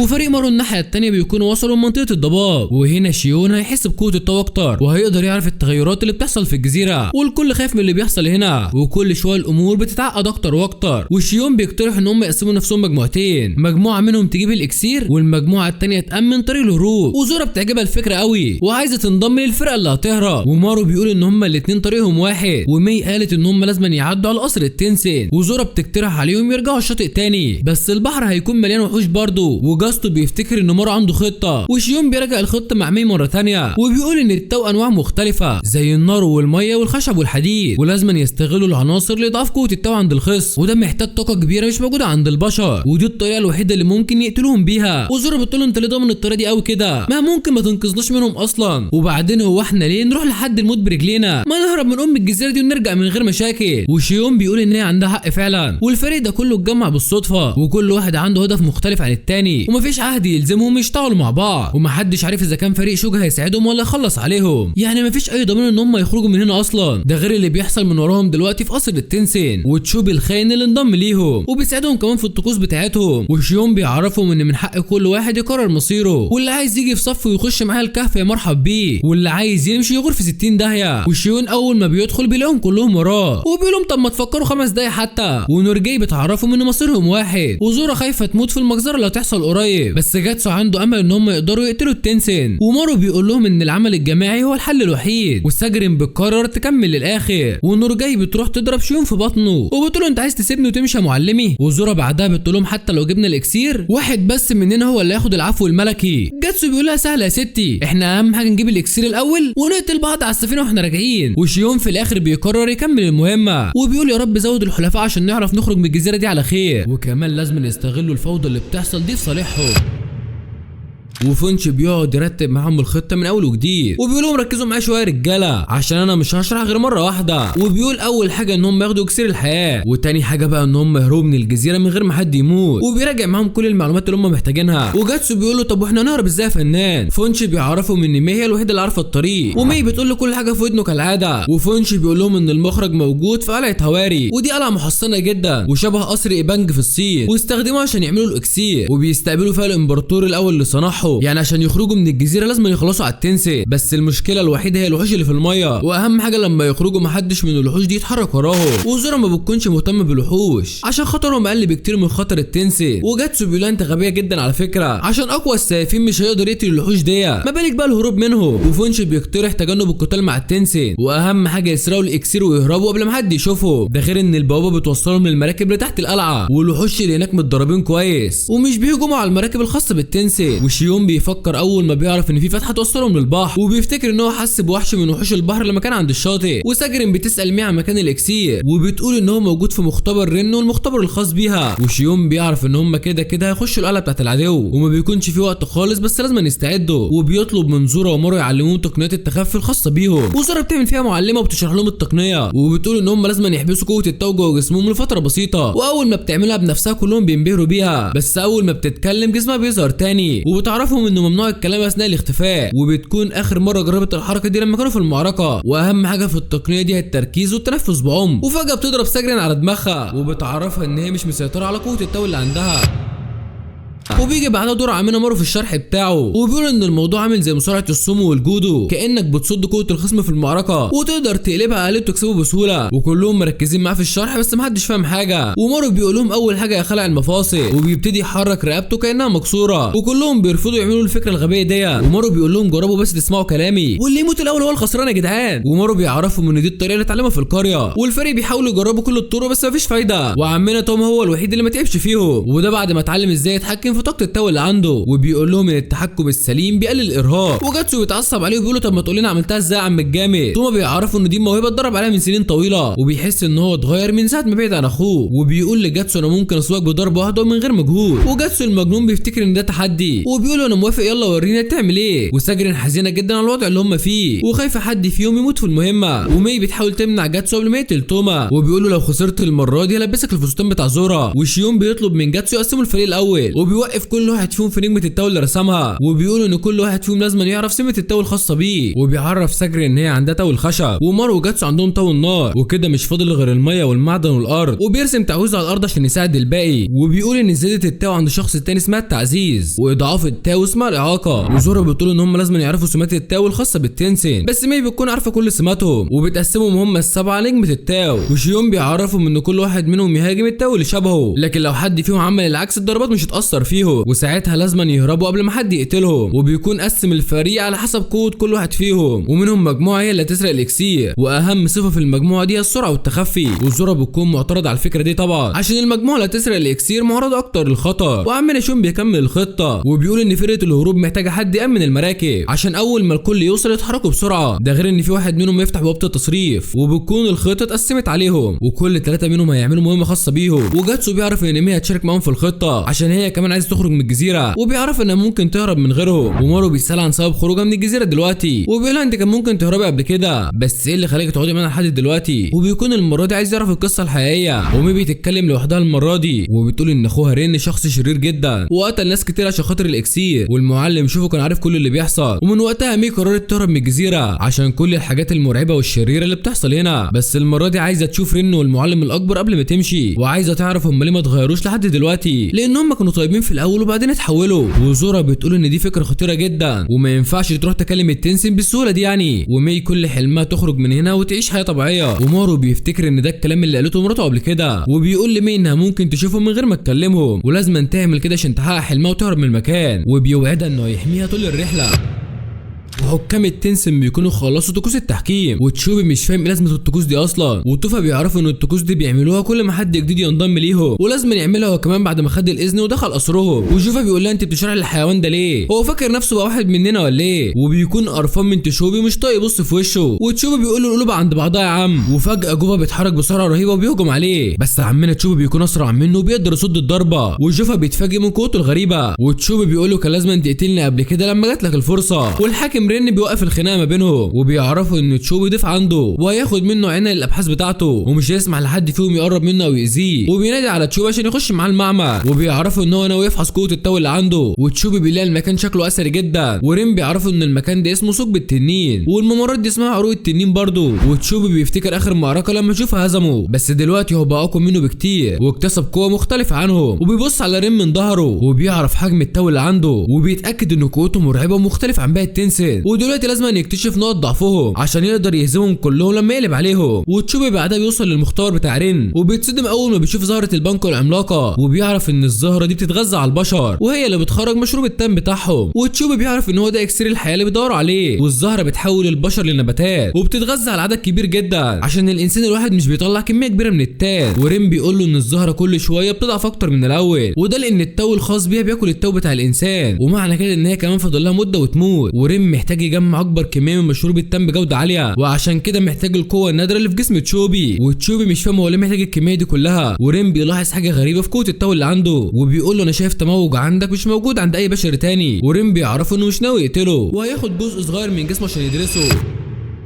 وعلى الناحيه الثانيه مارو وساجرين بيكونوا وصلوا المكان، وبيكون معاهم زورا ومي في نفس المهمه، وبينزلوا هم الثلاثه في صمت عشان محدش ياخد باله منهم. وبنعرف ان مارو خلاهم ينفذوا الخطه النهارده. وجاتسو بيقول له ما تسيبنا ننام شويه يا عم انت، بس مارو بيعرفوا ان الشينوبي بيضرب على الحديد وهو سخن. وجاتسو بيقول له طب انا مش شينوبي سيبنا نريح شويه. ومي بتكون شايفه انها فكره حلوه، وده عشان الزهور بتقفل البتلات بتاعتها بالليل، والتو عند التنسن بيكون في اضعف حالاته. وشيون بيقول ان هم لازم يتحركوا قبل ما البعثه الجديده توصل، وكله بيتفق مع مارو وشيون على تنفيذ الخطه النهارده بالليل. ومارو عايز يرجع بسرعه عشان يشوف مراته. وبيطلعوا هم الاربعه على السور بتاع القصر، واتفقوا ان هم اول ما يقيموا الوضع هيبعتوا اشاره في الهواء، ولو الشعله كانت حمراء يبقى هم اتكشفوا خلاص، انما لو الشعله زرقاء بقى يبقى هم في امان. وعمنا مارو بيرمي شعله زرقاء وبيعرفوا ان الدنيا تمام، وبيقول لهم احنا نمشي من الجزيره الليله دي. وقبلها فونش بيرسم تقسيمه القلعه، واولهم مدخل مدن اللي حاربوهم فيها قبل كده، بس بيتفاجئوا ان في اكتر من قصر جوه القلعه، ومي هي الوحيده اللي عارفه التقسيمه. وبتقول ان القصور اللي جوه خاصه بتدريبات التنسن، منهم قصر بوش اللي بيقعد فيه جوفا وتوفا، وقصر تايسوكو بتاع الحاكم جوجين وده بيمارس فيه مهاره التنفس والسلام النفسي، وقصر دويل للحاكم ران وده بيتعلم فيه الكونج فو، وكمان قصر شوشيتسو اللي بيمارس فيه اليوجا، وفي قصر الشوتن اللي بيخزنوا فيه جثث البشر. وبيعرفوا ان كل واحد بيعمل بحث في القصر بتاعه، وبعدين بيشاركوا كل المعلومات مع بعضهم. بس الاكسير موجود في قصر الريتان، وده اللي فيه معمل ابحاث الحاكم رين، وده الوحيد اللي محدش بيدخله غير هو شخصيا. ومي بتخمن ان هو مش هيبقى موجود النهارده وهيبقى قاعد مع اخواته في القاعه الرئيسيه. ومارو بيحذرهم من القتال مع التنسن وعايزين يدخلوا ويخرجوا من غير ما حد يشوفهم. وتوما بيقولوا ان في مشكله دلوقتي، وهي ان هم دلوقتي في نص الليل تقريبا، وضوء القمر مش هيدخل جوه المبنى، يعني اول ما يخشوا جوه الدنيا هتضلم، ولازم يبقى معاهم خريطه الممرات اللي جوه، واكيد يعني مش هيدخلوا يدوروا في كل الممرات. ومارو بيكون عامل حسابه في الموضوع ده، وبيستخدم قوه التاو اللي عنده بيعمل مسح القلعه كلها، وبينصح الكل يستخدموا التاو في مجال الرؤيه، وده عشان ما حدش يتوه منهم جوه القلعه. وبيلاقوا قصر الحاكم رين من اول مره، وده عشان هو القصر الوحيد اللي خارج منه قوه كبيره جدا، وبيعرفوا ان زهره البانكو موجوده جواه. ومارو بينصحهم محدش يتعمق ويبصوا جوه عشان المنظر اللي جوه هيشتت التاو الخاص بيهم، بس مارو يبص عادل ان هو متعود على المناظر دي يعني. وزورا كمان بتكون زيه وبتتعامل مع المهمه بكل ثقه وبرود عشان ينجزوا بسرعه، وبينزلوا لتحت وبيقتلوا كل الحراس، وبيتحركوا بسرعه رهيبه عشان محدش يلمحهم. وساجرين مش مصدق ان هم يخرجوا من الجزيره بالسرعه دي يعني، وبيكونوا وصلوا فعلا لمكان الاكسير. بس اول ما مارو بيفتح الباب بيلاقي المكان واسع جدا، وبيتصدم اول ما بيلاقي ريان اخورين التوأم، وبيعرف ان هو عامل لهم كمين من بدري، وفكر زيهم في استخدام قوه الاختفاء. ومي مش مصدق ان هو موجود قدامهم.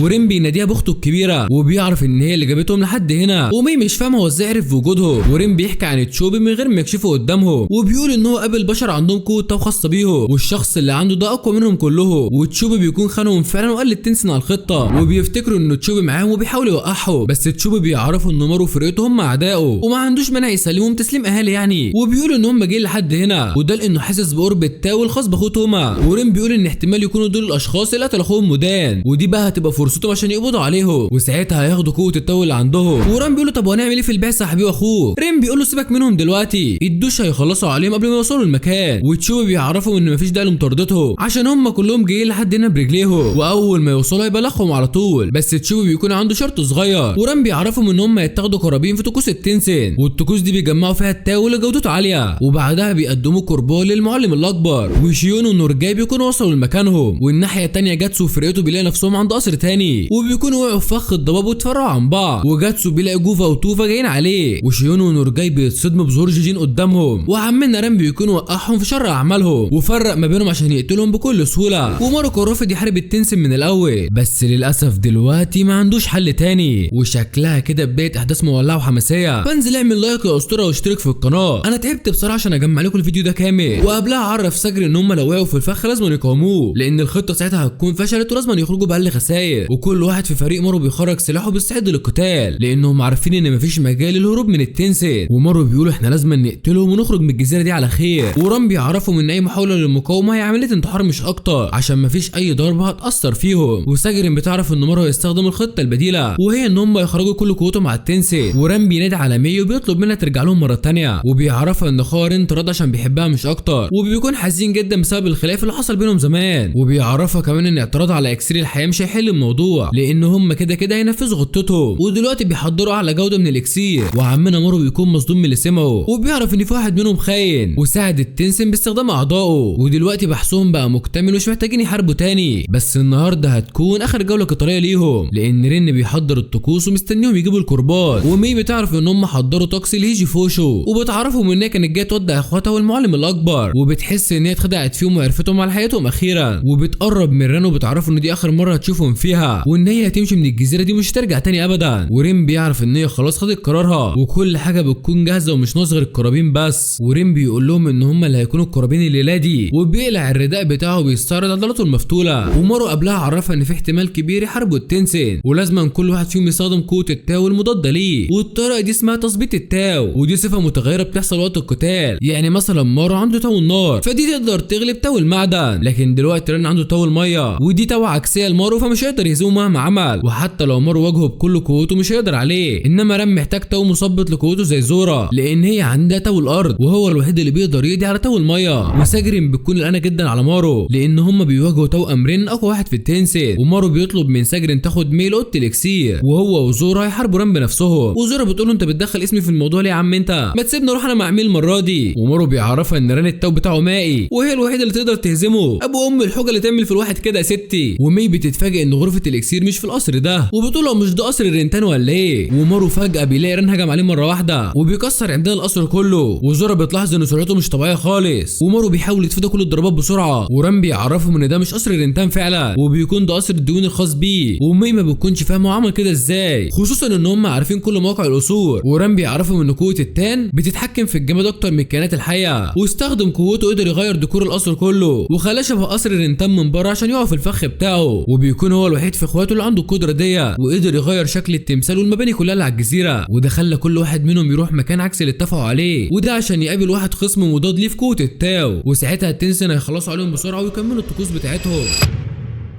ورين بيجمد رجل اخته الصغيره مي، ومارو بيهجم عليه المره دي وبيستخدم مارته في السرعه، بس رين عارف ان التاو اللي عنده مضاد ليه، وبيقول له مهما ضربت فيا مفيش حاجه هتاثر. بس فجاه بتيجي زورا بسرعه من وراه، وقبلها سالت مي اذا كانت الاسلحه بتتشحن بقوه التاو، وبتقرر تستخدم سلاح مخفي عشان تقتل بيه الخصم بتاعها، وبتكون عارفه ان التنسن مش بيستخدموا الاسلحه. وزورا اول ما بترمي السلاح عليه بيرد من جسمه، والبنت كانت فاكره ان هي القوه المضاده ليه، بس عمنا رين بيكون قوي جدا وبيطيرهم كلهم بضربه واحده. ومارو بيعرف ان صد هجمات عامه بياخد مجهود كبير جدا، ولو فضلوا كده كتير طاقتهم هتخلص بسرعه. والمره دي الخصم اقوى من جوجين اللي حاربوه قبل كده، ومارو مش فاهم هو جايب الصلابه دي كلها منين. ورام بيعرفهم ان التاو الخاص بيه عامل زي الخيط وبيقدر يشكلها براحته ويدمجها مع بعض، وده بيخلي شكلها وقوتها زي الالياف العضليه. وزورا مش مستوعبه الجدع ده بيقول ايه بالظبط، ومارو بيعرف ان جسمه كله متغلف بقوه التاو، ودي ميزه بالنسبه له اول مره يشوفها في حياته، وبيكون ده عكس قوه الدروع لان هنا مفيش ثغرات يقدر يستغلها في الهجوم. ورام بيستخدم قوته بكل سلاسه وسهوله، وعمنا مارو بيطلع يهجم عليه من فوق، بس رام مش بيستنى وبيطلع له على طول، ومارو بيتحرك بسرعه عشان يتفادى الضربات، بس رام بيديله ركله قويه بتنزله على الارض من تاني. وزورا بتفهم ان هم مش اقوياء وبس، دول عندهم خبره في الفنون القتاليه كمان. ومارو بيقول لها ما تقلقش انا مسيطر على الوضع، وبيديها اشاره عشان يبداوا الخطه به. وعمنا رام مش فاهم هو يقصد ايه بالظبط، وفجاه بيلاقي مارو جاي يهجم عليه بسرعه، وبيلاحظ ان مفيش حاجه اتغيرت في التاو بتاعه، ومستحيل يكمل لو فضل يحارب بالطريقه بتاعته دي. ورام بيحضر نفسه عشان يدي مارو على دماغه، ورام بياخد الصدمه ومش مصدق اللي حصل. ومارو بيقول احنا جربنا معاك الطريقه السهله ودلوقتي وقت الطريقه المستحيله. ورام بيكون كتب اساميهم كلهم على ورق التعويذ ومستني اخواته يرجعوا بالجثث بتاعتهم، وبنعرف ان هو طلب اسمائهم بالكامل من تشوبي، وبيكون حافظ كل اسماء الناس اللي دخلوا الجزيره، وبيعرفوا ان اخوه توما موجود معاهم، وبيكونوا هما الاثنين اللي حاربوا شوفا قبل كده. وتشوبي بيقول لهم ان اخويا بره القصه دي يا جدعان، واللي هيلمس شعره منه انا اخلص عليه بنفسي، وبيطلب منهم محدش يقتله لما يوصل القصر، وهو هيقنعه ساعتها ويخليه ينضم ليهم، وبيكون موافق ان هو كمان يشارك في الطقس بتاعهم، بس اهم حاجه محدش يقرب من اخوه الصغير. وريم بيكون عارف اسمائهم وحط عليها الطلاسم، وبيحرق جزء منها عشان يعرف قوه التاو الخاصه بيهم، وبيعرف ان شيون عنده قوه التاو الخشبي. ودلوقتي هم مع نورجاي في مواجهه جوجين، وجوجين التاو بتاعه مائي ومش هيقدر يهزمه، بس نورجاي عندها تاو مائي وممكن ضرباتها الهجوميه تاثر فيه، بس الفكره بقى ان نورجاي ما عندهاش خبره زي شيون، وكده فرصه هزيمتهم بتكون كبيره جدا. وريم بيعرف ان اخر ثلاثه موجودين في قصر البوشو، وبيكونوا جاتسو وفونشي ومعهم توما، والثلاثه المره دي في مواجهه جوفا وتوفا. وفونشي بيكون عنده تاو يقدر يقتل بيه توفا، بس قوه التاو اللي عنده مش قد كده يعني، وعلى عكس بقى قوه جوفا الناريه اللي تقدر تقتل فونشي بسهوله. بس فجاه بيظهر عمنا تشوبي قبل الهجوم، وكلهم بيتصدموا لما بيعرفوا انه في صف التنسين، وتوما مش مصدق ان اخوه انضم للجماعه دي. وريم فاكر ان تشوبا هيقدر يقنعه بسهوله، بس واضح ان في صراع كبير هيحصل بين الاخين. وريم ما بيكونش مهتم غير بمارو لان هو اقوى واحد فيهم وبيعرف يسيطر على قوه التاو اللي عنده. وريم بيقوم مره تانيه عشان يكمل القتال، وبيعرف ان مارو لقى طريقه يحاربوا بيها، وقبلها مارو كان بيشرح لهم ازاي التاو بيتحرك جوه جسمهم، وبيعرفهم ان الاصل بيكون ظاهر بره الجسم، وان قوه التاو شبه الظاهره الفيزيائيه لكوكب المريخ، وبتتحرك في خطوط ودوائر حوالين الجسم في الهواء، وبيكون لها سرعه طيار وحجم خاص بيها، وان قوه التثبيت هي اللي بتوقف الطيار وبتضعف الخصم اللي قدامهم. بس طيارات التنسن بتكون قويه جدا، والمبادئ الطبيعيه للطيار مش بتنطبق عليها لان هي كل شويه بتعكس الطيار في اتجاه مختلف. ومارو قدر يكون 3 استراتيجيات للهجوم، وهي انه يستخدم قوه التاو اللي عنده باقصى حد، او يضعف التاو اللي قدامه ويستخدم الهجوم العادي، وده عشان يندمج مع طيار الخصم ويعكسه عليه، ودي طريقه معروفه في قتال التاي شاي. وعمنا مارو نينجا قديم بقى وعارف كل الاساليب، وبيكون عمل معاهم الطريقه دي وقت التدريب، ده غير ان هو اتعلم التاو الخاص بزورا، واتعلم ازاي يستغل تاو الخصم من نورجاي وشيون، واتعلم قوه كبت التاو من زورا، وده عشان يقدر يتحكم في التاو ويختفي زيها. وعمنا رام بيبدا الهجوم مره تانيه، وبيغير حركه طيار التاو وبيشتت مارو، وبيبدا بينهم اعصار جنوني من الضربات، بس مارو بيضعف التاو الخاص بيه، وده دمر قوه الدفاع بتاعته، ولحد دلوقتي بيصد كل هجمات رام بالعافيه، وبيستنزف قوه كبيره جدا عشان يخدش ران خدش واحد. ورام بيكون مصاب من كل حته في جسمه، وبيكون منبهر بقوه مارو المهوله، وبيعرف ان مارو قدر يسيطر على قوه التاو بشكل محترف، بس بعد كل ده مش هيقدر يعمل معاه حاجه. وبيعرفوا ان في غيره كتير ادركوا قوه التاو الحقيقيه، لان التاو منتشر على الجزيره زي الهوا بالظبط، بس قدره مارو على التكيف مش طبيعيه خالص.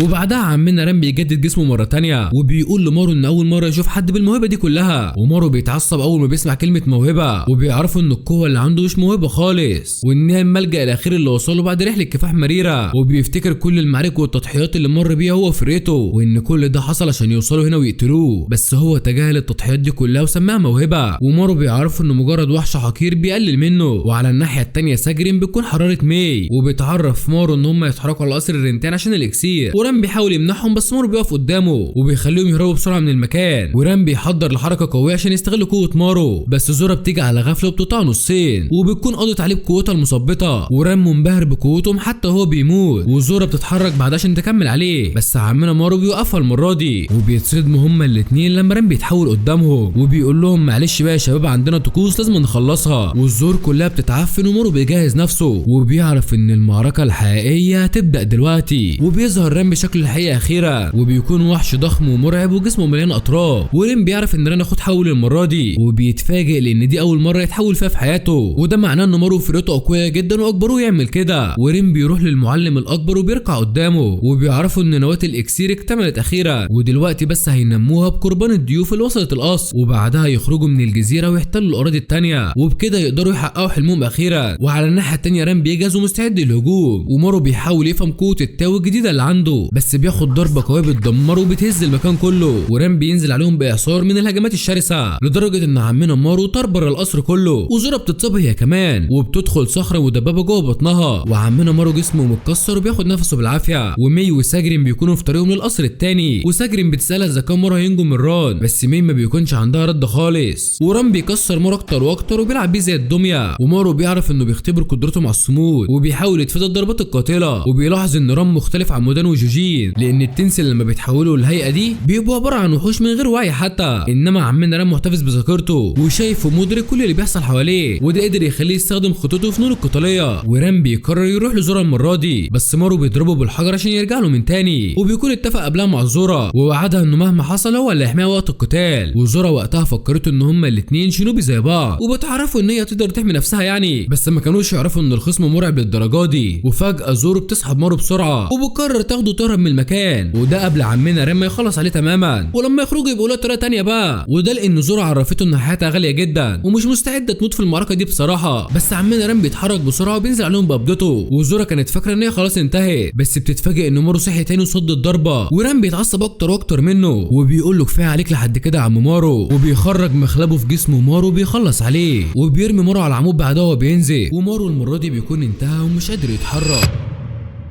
وبنرجع لمارو بعد ما خد ضربه قويه من ران، وساعتها مسكه ورماه على العمود وقل منه، ودلوقتي عمنا مارو سايح في دمه وشكله كده بيسلم نمر. وفي الوقت ده ساجري لسه بتجري مع مي، وبتقف مره واحده في نص الطريق، وبتكون خايفه لحسن مارو يكون حصل له حاجه، بس بتقرر انها تلتزم بالخطه ويروحوا يجيبوا الاكسير بسرعه من القصر التاني، وكده كده عارفه ان مارو هيتصرف في الموضوع اللي معاه. وبنرجع للثلاثي جاتسو وفونشي وتوما، وبيلاقوا نفسهم قدام جوفا وتوفا وتشوبي كمان، وتوما مش مصدق ان اخوه انضم للجماعه دي، وتشوبي بيقول له تعالى معايا وسيبك من البشر دول، وبيعرفوا ان هو عمل صفقه قويه مع التنسين، ولو انضموا ليهم هياخدوا اكسير الخلود. وتوما بيكون مرعوب ومش عارف يتصرف ازاي، وجاتسو بيقول انت واقف مكانك ليه يا عم انت، ما تروح لاخوك الكبير وتسمع كلامه، ولا انت هتعمل فيها مخلص بقى ومش عايز تروح عشاننا. وفونشي بيقول له اهدى شويه يا عم الحاج عشان احنا كده هنتضرب جامد، وبدل ما هي 3 ضد 3 هتبقى 2 ضد 4 وهيموتونا ضرب. وجاتسو بيقول ان توما ده عيل كحيان، وحتى لو راح معاهم المعادله مش هتتغير وهنضربهم كلهم وخلص عليهم كمان. وفونشي بيقول له خلاص يا عم توما اتكل على الله بقى وروح لاخوك. وتوما بيتحرك على طول من غير ما يتف عليهم حتى، وفونشي بيعرف ان جاتسو هو اللي شجعه على القرار ده، وبيقول والله يا عم جاتسو قلبك ده اللي موديك في داهيه. وجاتسو بيعرفوا ان السيطره على عدو متردد اسهل بكتير من السيطره على حليف ممكن يخونهم وقت الحرب. وتوما اول ما بيطلع بيلاحظ ان تشوبي مش رابط خصله شعره، وتشوبي بياخد باله من الجرح اللي في وشه، وبيضحكوا هما الاثنين مره واحده وبيطيروا عين جوفا وتوفا، وتشوبي بيجري على توفا وبيقطع رابطها بسرعه، وبيعرف ان توما رجع اقوى من الاول. وتوما كان عارف ان هو بيكذب عشان فك رابطه شعره، وهي دي الاشاره اللي خلتهم يتحركوا بسرعه. وتشوبي بيقول له بس انت بقيت راجل بعد ما قصيت شعرك، ده انا ما عرفتكش ده اول ما دخلت هنا. وتشوبي بيشكر جاتسو على كل اللي عمله مع اخوه، وبيقول له ان راس توفا يعرفون الصلح ما بينهم. وجاتسو وفونشي بيلاقوا توفا صحي التاني، وبتقول لهم ليه الغدر يا جدعان، انا كنت فاكره ان كلنا هنبقى اصحاب والله. وجاتسو بيقول لها انا ممكن اقوم بالواجب يا انسه، بس هي بتقول انت مش نوع المفضل. وجوفا بيتعصب بعد ما تشوبي غدر بيهم، وجي وقت المعركه التانيه ما بينهم وهيصفوا مع حسابهم القديم، وبيقول لهم ان هم خونه وهيدفعوا ثمن اللي عملوه في توفا. وتشوبي بيقول انا واخويا متربيين في الشارع، يعني القتل والسرقه والغدر بيجري في دمنا. وتوما بيقول له يلا رجع ايام زمان يا حبيب اخوك. وجوفا بيخلع الرداء بتاعه وبيجهز للمعركه، وبيفتكر اول مواجهه بينهم على الجزيره، وبيعرفهم انه هيحط عليهم زي المره اللي فاتت. وجوفا طبعا متوقع انه يخلص عليهم بسهوله، بس بيتفاجئ اول ما بيلاقي هجوم قوي من تشوبي وتوما، وبتبدا عاصفه من الهجمات السريعه، وجوفا مش عارف يتصدر كل الضربات دي ازاي، لحد ما توما بيغفله وبيقطع راسه بسهوله. وجوفا بيستخدم قوه التو المره دي، وتشوبي بيلحق اخوه بسرعه قبل ما الضربات تخلص عليه، وبيعرف ان توما حركاته اتطورت على الاخر. وجوفا بيقوم مره ثانيه والصينيه بيهجموا عليه، وبيلاحظ ان سرعتهم بقت مرعبه بجد لدرجه انه حاسس ان هما الاثنين بقوا شخص واحد. واول ما بيتفادى ضربه توما بيلاقي تشوبي وراه على طول، واول ما بيضربوا بقوه التو بيتفاداها بسرعه، وبيعرف ان تشوبي اتقن التو بشكل مش طبيعي، وبقى قادر يحس بيه ويستخدمه لصالحه كمان. ده غير ان قدرته الجسديه اتغيرت وبقى مرن اكتر من الاول. وجوفا بيتفاجئ اول ما بيلاقي توما ظاهر جنبه، وبيعرف ان الواد ده هو اللي اتحول 180 درجه. وتوما بيفتكر كلام جاتسو في التدريب، وقال له ساعتها ان الخفه والحركه لوحدهم مالهمش لازمه، وان ضربه السيف هي اللي بتثبت قوه الساموراي الحقيقي. وعمنا توما بيخرج السيف بتاعه بسرعه وبيشق جوفا النصين على طول، واخوه تشوبي بيكون فرحان جدا وبيقولوا ان ده عكس اللي حصل في اخر معركه بينهم، لان جوفا وقتها هو اللي انتصر عليهم ودلوقتي بقى هو اللي مصاب وبينزف دم من وشه. وجوفا مش عارف يتصرف ازاي مع الشياطين دول وبيقرر يتحول عليهم ويعرفهم قوته الحقيقيه. وبنرجع لتوفا في مواجهه جاتسو وفونشي وبتكون متعصبه عشان توما قطع راسها وبتقول لهم تعالوا نخلص الموضوع في السريع عشان مش فاضيه بصراحه النهارده. وجاتسو بيعرف ان البنت دي قويه فعلا، وفونشي خايف بسبب قدرتها على التجدد السريع، ده غير ان هي ذكيه ومحتاجين خطه عشان يقتلوها. وفجاه بتقرب من جاتسو وبتديله لقمه قويه في بطنه، ومن قوه اللكمه جاتسو بيطير في الهواء. وتوفا بدات بيه عشان هو اللي عاكسها الاول، وبتعرفوا ان هي بتكره المحاربين الكبار اللي زيه. وبتروح لفونشي وبتقول له انت شكلك كيوت وظريف، وبتعرض عليه ينضم ليهم بدل ما تقتله. وبتعرفوا ان هي بعد ما تخلص الطقوس هتحوله للمشروب التان، بس عمنا فونشي بيقطع ايديها وبيرفض العرض وبيقول لها انا هعمل لك سلطه النهارده. وجاتسو بيتعصب اكتر عشان يسيوف المعركه وبيوعد توفا ان هو الوحيد اللي خلص عليها بايده، وكمان عايز يقتلها عشان ياخد راسها ويعملها ميداليه. وتوفا بتخرج عضلاتها وبتقول له يلا بينا يا معلم، وبتصد ضربتهم هما الاثنين بحركه واحده وبتتحرك بسرعه رهيبه وبتتفادى كل ضرباتهم. وجاتسو بيهاجمها من ورا وكان هيقتل صاحبه، وفونشي بيعمل حركته المشهوره بيتدحرج على الارض وفي الاخر بيقطع رجلها بكل سهوله. وعمنا جاتسو بيستغل الفرصه عشان يخلص عليها، بس توفا بتستخدم قوه التاو وبتطيرهم بعيد وبتعترف ان هم اقوياء فعلا وكانوا هيقتلوها. وفونشي بيعرف ان يستخدموا قوه الهجوم الخفي وبيعرف جاتسو انهم مش هيقدروا يهزموها بالشكل ده ابدا، وبيعرفوا كمان ان هم لازم يدمروا مركز طاقتها المرتبط بالتاو، وهم الاثنين اصلا مش بيستخدموا قوه التاو اللي عندهم، ودي المشكله اللي ممكن تخلي توفا تقتلهم بسهوله. وتوفا بتكون عارفه ان هم على الله خالص ومش عارفين حتى يستخدموا قوه التاو اللي عندهم، وبتديهم فرصه عشان يسلموا نفسهم بدل الفراده دي يعني. وبتعترف ان جاتسو قوي وفونشي سريع جدا، بس مش هيقدروا يعملوا حاجه قدام قوه التاو اللي عندها. وفونشي بيعرف ان هي عندها حق المره دي، وبيفتكر كلام المعلم شيون في الكهف قبل المعركه، وساعتها قال لهم ان التاو مش بيتشاف في العين المجرده، وحاول يعلمهم ازاي يستشعروا التاو من الخصم اللي قدامهم، وده كان قبل المعركه بكتير. بس فونشي ونورجاي وجاتسو ما كانوش فاهمين حاجه، وفونشي بيعرف ان هجمات التاو خفيه ومش هيقدر يصدها، بس بيفتكر ان توفا عندها تاو الخشب وتاو المعدن اللي عنده يقدر يضعف قوتها ويهزمها، وده بيديهم الافضليه في المعركه دلوقتي. بس مشكلته الوحيده انه مش عارف يستخدم التاو اللي عنده. وجاتسو بيقول له اخرج شويه يا عم انت، ولو جبت سيره التاو ده قدامي هقتلك انت والبت دي على فكره. وبيكون متعصب عشان مش عارف يتعلم التاو، وبيقرر يروح يهجم على توفا لوحده. وتوفا بتعرفه ان التاو ده مهم جدا وهيخليه يقدر يقرا حركات الخصم اللي قدامه. وجاتسو بيعرف انها اقوى من وحوش الدوشي بمراحل، وتوفا بتهجم عليه من ورا بتوقعه على وشه وبتديله ضربه قويه بصباع رجلها بتطيره بعيد، وبتقول لهم هو انتوا ليه مش عايزين تستسلموا؟ ده انتوا خدتوا علقه محترمه ومع ذلك لسه بتقاوموا، وما بتكونش عايزه تقتلهم عشان تحولهم لمشروب التان. وجاتسو بيقول احنا لسه بنسخن يا حلوه، وبيفتكر ان هي مبسوطه وهي بتعذبهم وبقالها اكتر من 1000 سنه بتعذب البشر. بس توفا بتتعصب المره دي وبتبص له بقرف، وبتعرفوا ان مفيش اي متعه في اللي هم بيعملوه، وان هم قضوا حياتهم كلهم بيتدربوا على الخلود واستدراج البشر اللي بيكونوا غذاء ليهم، وبيقدروا يصنعوا منهم الاكسير. وفضلوا يعملوا كده اكتر من 1000 سنه، وحتى لو فضلوا هنا 1000 سنه كمان مش هيقدروا يوصلوا للخلود المطلق. والكل كان عارف الحقيقه دي من الاول، عشان كده توفا كانت دايما بتبتسم وتضحك، ولو ما عملتش كده هتتجنن من اللي بتشوفه هنا كل يوم. وبتعرفوا ان هي شكلها اتجننت خلاص وتخلص عليهم دلوقتي، وبتقرر تضربهم بقوه التاو اللي عندها، وبينزفوا دم كتير من قوه الضربه. وفونشي بيفضل يقاوم وبيقوم مره ثانيه، وتوفا بتقول له كفايه كده يا عم الحاج وسلم نفسك بقى، انت ما زهقتش من كتر الضرب ولا ايه؟ وبتتصدم اول ما بتلاقي فونشي فرحان وبيقول ان هو اكتشف حاجات جديده في الجزيره دي، ودلوقتي هيرجع بلده ويساعد الكل بقوه التاو اللي عنده. وبيعرفها ان المعركه لسه ما خلصتش يا حلوه، ومش هيخرج من هنا غير لما يعرف كل حاجه عنهم. وجاتسو بيقوم من تاني بعد ما اتصاب في عينه اليمين، وبيقول لها انا لسه ما شبعتش ضرب يا ست انتي. وتوفا مش فاهمه الاثنين دول مكملين لحد دلوقتي ازاي، وبنعرف ان هما الاثنين مستمتعين بقتال جدا. وتوفا بتقول لهم انتوا شكلكم مجانين زيي وهنتبسط كتير سوا. وجاتسو بيلاحظ ان في كره من الضوء جايه ناحيته، وبيتفادى الضربه بسرعه وبيقطع راس توفا. وفونشي وتوفا مصدومين بعد ما قدر يتفادى ضربه التاو، وجاتسو بيحس ان هو ابتدى يفهم قوه التاو، بس يعني الواد مش بيلحق يكمل الجمله وبياخد ضربه قويه بتطيره لاخر القص. وتوفا بتقول ان هو كداب قوي واتفادى الضربه اللي فاتت بالصدفه اصلا. وجاتسو بيفتكر اخر محاضره مع المعلم شيون، وقال له ساعتها ان سبب مشكلته مع التاو ان هو شخص عنيد ومش بيؤمن بالحاجه غير لما بيشوفها بعينيه، وساعتها قال لهم ان حجب الحواس هو الحل الوحيد. وجاتسو ما كانش بيسمع الكلام ونام على الارض طول المحاضره، وبيقول لهم انا مش ضايع وقت في الكلام الفارغ ده. وفونشي كمان كان متفق معاه في نفس الموضوع، وبيقول ان هو مش مؤمن بحاجه سيفه مش هيقدر يقطعها. وجاتسو بيقول انت تعمل فيها صاحبي ولا يا عم انت خليك في حالك ومالكش دعوه بكلامي تاني. وجاتسو اول ما بيفوق بيلاقي توفا في وشه وبتحضر ضربه قويه عشان تخلص عليه، بس عمنا فونشي بينقذه في اخر لحظه وبيرجع يهجم عليه مره ثانيه. وجاتسو بيعرفوا انه فهم الموضوع اخيرا وبدا يشوف التاو اللي حواليه، وفونشي بيعرفوا ان دي حاجه مؤقته وبيطلب منه يراقب الضربات بحذر، ولو قدر يشوف التاو فعلا هيعملوا عليها هجوم مضاد. وبعدها بيتحرك بسرعه حوالين توفا، بس هي بتكون اسرع منه وبتمسكه من رقبته وبتستخدم عضلاتها مع قوه التاو عشان تخلص عليه. وفونشي وفونشي بيقاوم بصعوبه وبينزف دم من وشه ومش عارف يعمل ايه تاني مع البت الجزمه دي. وتوفا بتقول له انت ناوي تتضرب لحد امتى؟ وجاتسو بيعرف ان فونشي بيحاول يحميه بكل قوته. وتوفا بتقول له صاحبك طلع مخلص ليك. وفونشي بيقول لها احنا مش صحاب اصلا، بس انا مؤمن ان احنا لازم نقف في ظهر بعض. وجاتسو ساعتها قال له انه مجرد مجرم محكوم عليه بالاعدام، بس فونشي عرف ان هو طيب لما كان توما بيتدرب معاه، وحتى لو ارتكب جريمه بشعه فهو مؤمن بالانسان اللي جواه. وفونشي ادرك اخيرا ان كلهم بشر محتاجين المساعده ومفيش فرق كبير بين مجرم وساموراي، وجه الوقت اللي يتحدوا فيه مع بعض عشان يغلبوا التنسين. وجاتسو ساعتها ما كانش فاهم الكلام ده، وفونشي بيقول انا مش هشرح اللي قلته تاني، وبيتمنى ان هم يخرجوا من الجزيره من غير ما يموت حد فيهم. وتوفا بتقرر تخلص عليهم هما الاثنين. وجاتسو بيلاقي فونشي واقف في وش المدفع وبيحس لاول مره في حياته انه بقى ليه صاحب بجد، وبيفتكر كلام المعلم شون وهو انه لازم يحجب الرؤيه بتاعت عينيه ويطلق العنان لحواسه الداخليه. وجاتسو بيطبق الكلام حرفيا وبيستخدم الخطاف اللي في ايده وبيخرم عينه الشمال، وبيعرف انه شاف التو من اول مره، بس الدم اللي في عينيه ولا حاجه بالرؤيه، ودلوقتي حرفيا مش بيشوف خالص ويعتمد على عقله، وبيكون عنده عين مخرومه والتانيه مصابه، وبيجري بسرعه عشان يلحق فونشي قبل ما يموت. ودلوقتي بقى قادر يشوف التو بكل وضوح حرفيا، وبيمسك فونشي وبيتحرك بسرعه وبيقدر يتفادى كل ضربات توفا. وفونشي بيتصدم اول ما بيلاقي عين جاتسو اختفت، وبعدها بيهجم مره ثانيه على توفا وبيقول لها جه الوقت اللي علمك فيه الادب، وبيكون متحمس جدا وعنده طاقه مرعبه للقتال.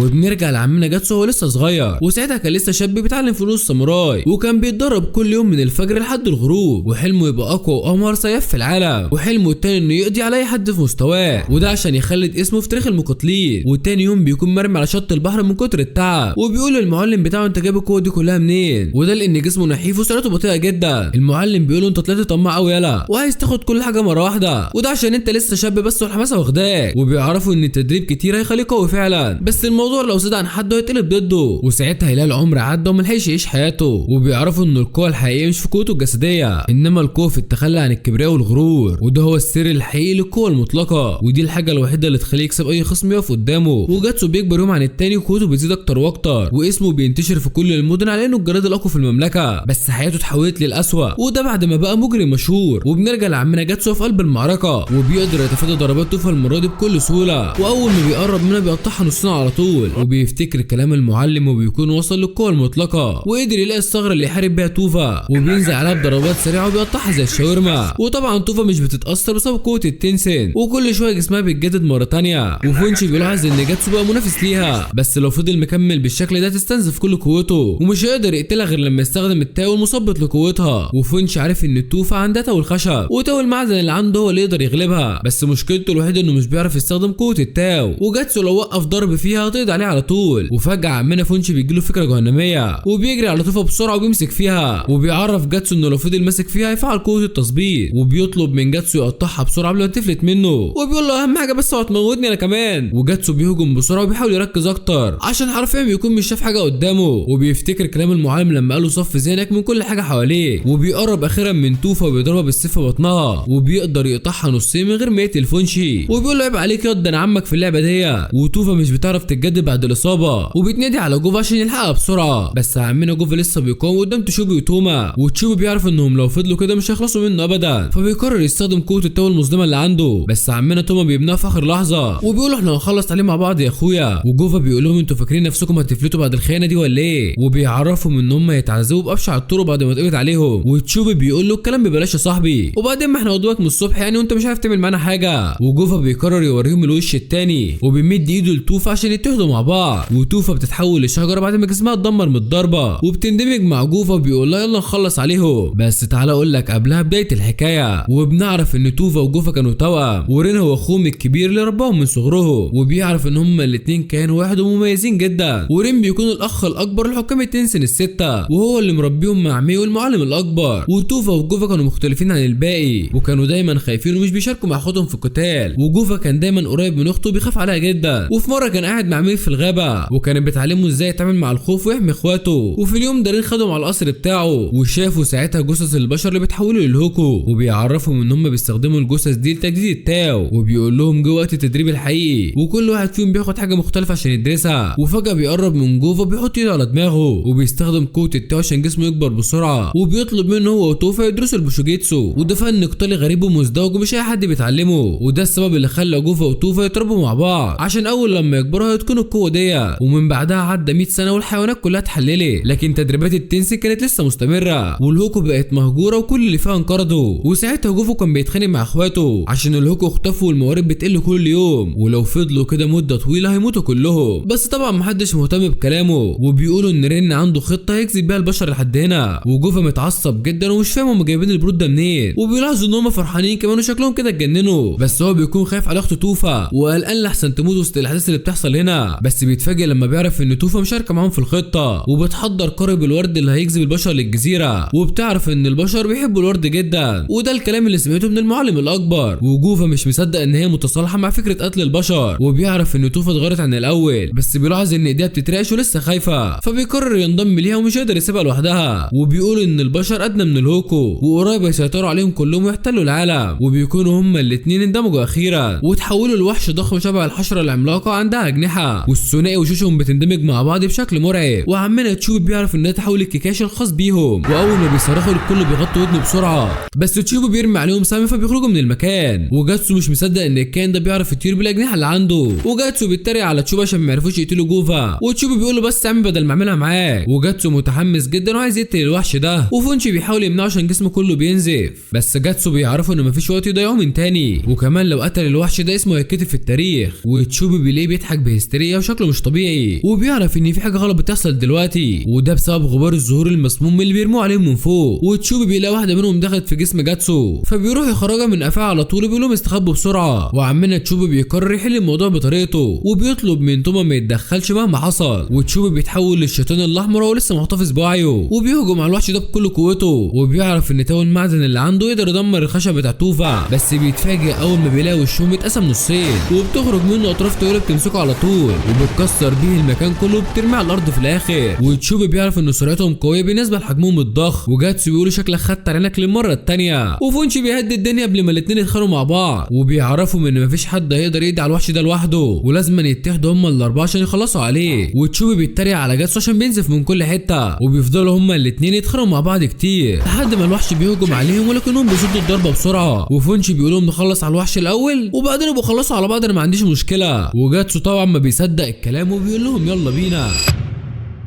وتوما بيقول لهم خلي بالكم من اخويا يا رجاله. وجاتسو بيقول انا ماليش دعوه بحد يا عم انت، وانا اللي هقطع رقبه الوحش ده. وتشوبي مش فاهم ازاي يحارب مع الفريق الغبي ده، والوحش بيستغل الوضع وبيهجم عليهم بالمخالب المضيئه. وتشوبي بيتحرك بسرعه وبيصد الضربه، وبيقول لهم استخبوا ورايا شويه بهايم. وجوفا بيحن رقبته بورده سامه وبيستخدم بقه زي المدفع وبيضرب عليهم. وتشوبي بيستخدم قوته بالكامل وبيعمل درع عشان يحميهم، بس بيكون مش قادر يتحمل الضربات اكتر من كده. وبيعرف ان هم اول ما اندمجوا مع بعض قوتهم زادت للضعف. وجاتسو وفونشي مش بيعرفوا يستخدموا قوه التاو ده، غير ان قوه التاو اللي عنده بتعطل قوه توفا لوحدها، ودلوقتي محتاج حد من فريقه عشان يعطل جوفا، وبيكون هو الوحيد اللي يقدر يقتل الوحش ده. وبيفتكر رين لما كان بيحضر الطلاسم، وساعتها لمح اسم اخوه مكتوب على ورقه، وقال له ان الطلسم ده هيحفز قوه التاو عنده. وبيفتكر لما قال له ان اخوه جاي ومعاه نذير شؤم، وتشوبي بيكون خايف لحسن اخوه يموت في المعركه، وبيقرر يخلص الموضوع كله بنفسه. والوحش بيغفلهم وبيخرج اطراف تانية، بس توما كان اسرع منه بيقطعها بسرعه، وبيسحب فونشي من ايده عشان يضرب توفا، وبتكون دي خطته عشان يضعف قوتها. وفونشي بيطير في الهواء بيضربها بالسيف، والضربه بتكون فعاله جدا واثرت فيهم. وفونشي استغل تو الارض اللي عنده عشان يأذي توفا، وجاتسو بيجري بسرعه عشان يهجم على الوحش لوحده، بس الوحش بيرجع لورا وهو بيقع في الميه. وتوما بيقول له بطل عبط واكبر بقى يا عم جاتسو. وتشوبي بيلاحظ ان اخوه اتغير فعلا، لانه زمان كان بيخاف يتعامل مع قطاع الطرق، وكان دايما بيقلده وماشي وراه في اي حاجه، بس دلوقتي بقى قوي وشخصيته الحقيقيه ظهرت. وجوفا وتوفا بيطلعوا لاتجاه القمر وبيفعلوا المستوى الثاني وبيزودوا الرعب اكتر واكتر، وبيتحولوا لوحش ضخم عنده اطراف كتيره. وتشوبي بيعرف ان هم فعلوا وضعيه الدفاع، وده عشان يعالجوا الاصابه اللي خدتها توفا، وبيعرفوا ان التقطيع مش هيفيدهم في حاجه، ولازم يدمروا التو بتاع جوفا وتوفا في وقت واحد. وتشوبي بينادي على جاتسو عشان يجي معاه، وبيقسموا نفسهم لفرقتين، وبيطلب من توما وفونشي يقضوا على توفا، وهو وجاتسو هيستلموا جوفا. وتوما بيقول له ان المفروض نعمل ايه بالظبط يعني، واخوه تشوبي بيضربه على دماغه، وبيقول له انا ما بحبش الاسئله الكتير يا عم انت، وبيطلب منه يشغل دماغه المره دي. وجاتسو بيقول له انا مش عايز تعليمات من حد يا عم القائد، بس تشوبي بيعرفوا انه يعتمد عليه في المهمه دي. 8 لان هو اقوى سياف في الاقاليم ال8 كلهم، وجوفا وتوفا مستخبين جوه الوحش، وتشوبي عارف ان هم خايفين منهم وبيحاولوا يدافعوا عن نفسهم مش اكتر، وبيقول لهم جه وقت الخروج يا اخواتي، وبيوعدهم انه هيقتلهم هما الاثنين مع بعض، وبيبدا الهجوم وجاتسو بيقطع كل الاطراف، بس تشوبي اول ما بيتحرك بيضربوه بسرعه، وفونشي بيعرف ان هم بيصدوا ضرباتهم في وقت واحد ومفيش اي ثغره توصلهم بالتاني اللي جوه جسمهم، وجاتسو بيقول لهم احموا ظهر يا رجاله وانا هفتح لكم الثغره في الوحش ده، وبينطلقوا هم الثلاثه باقصى قوتهم، والوحش بيقدر يخترق جسم جاتسو من كل ناحيه، بس جاتسو بيقول لهم انا تمام ومصمم يكمل المعركه، وفونشي عارف انه بيتظاهر بالقوه ولو كمل بالشكل ده ممكن يموت بسرعه، وفجاه بيظهر مدفعين من دراعات الوحش قدام فونشي، وتوما بيتحرك بسرعه بياخد الضربه مكانه، وبيقول لفونشي فهو معاهم عشان قوه التاو عنده هو بس، ولو هو اتشتت خطتهم كلها هتفشل، وتشوبي عارف ان الكل مصاب بس لازم يكملوا الخطه مهما كان الثمن، ولو الفرصه دي ضاعت منهم كلهم هيموتوا، وجاتسو بيقول لهم ده انتوا ليلتكم مش فايته النهارده، وبيخرج السيف بتاعه بيضرب الماء بكل قوته، وبيقدر يقطع الوحش نصين وبيفصلهم عن بعض، وتشوبي بينادي على توما قبل ما يرجعوا تاني، وتوما بيكون حدد مكانهم جوه الوحش، وفونشي وتشوبي بيهجموا عليهم في نفس الوقت، وبيقضوا على توفا وجوفا في وقت واحد، وفونشي بيشوف توفا بتعيط على اخوها وبيعرفها ان المعركه انتهت خلاص، بس جوفا لسه عايش وبيقاوم اكتر، وتشوبي بيقف ضده عشان يمنعه، وبيقرر يخرج اخر كارت معاه عشان يقضي عليه، وبيخترق جسمه عشان يطلع سلاحه السري، وده اللي كان ناوي يستخدمه عشان يقتل مارو، وبيطلع واحد من المشروبات الروحيه الخاصه بالتنسين، وتشوبي سرق ازازه منهم لما كان في القصر بتاع رين، بس الازازه اللي خدها فيها التاو المثبط لقوه توفا، وبيرمي عليه الميه وجوفا جسمه بينهار لحد ما بيموت، وامنا جاتسو زعلان عشان كان عايز يقتله لوحده، وبيخرجوا هم الاربعه اخيرا من القصر الملعون،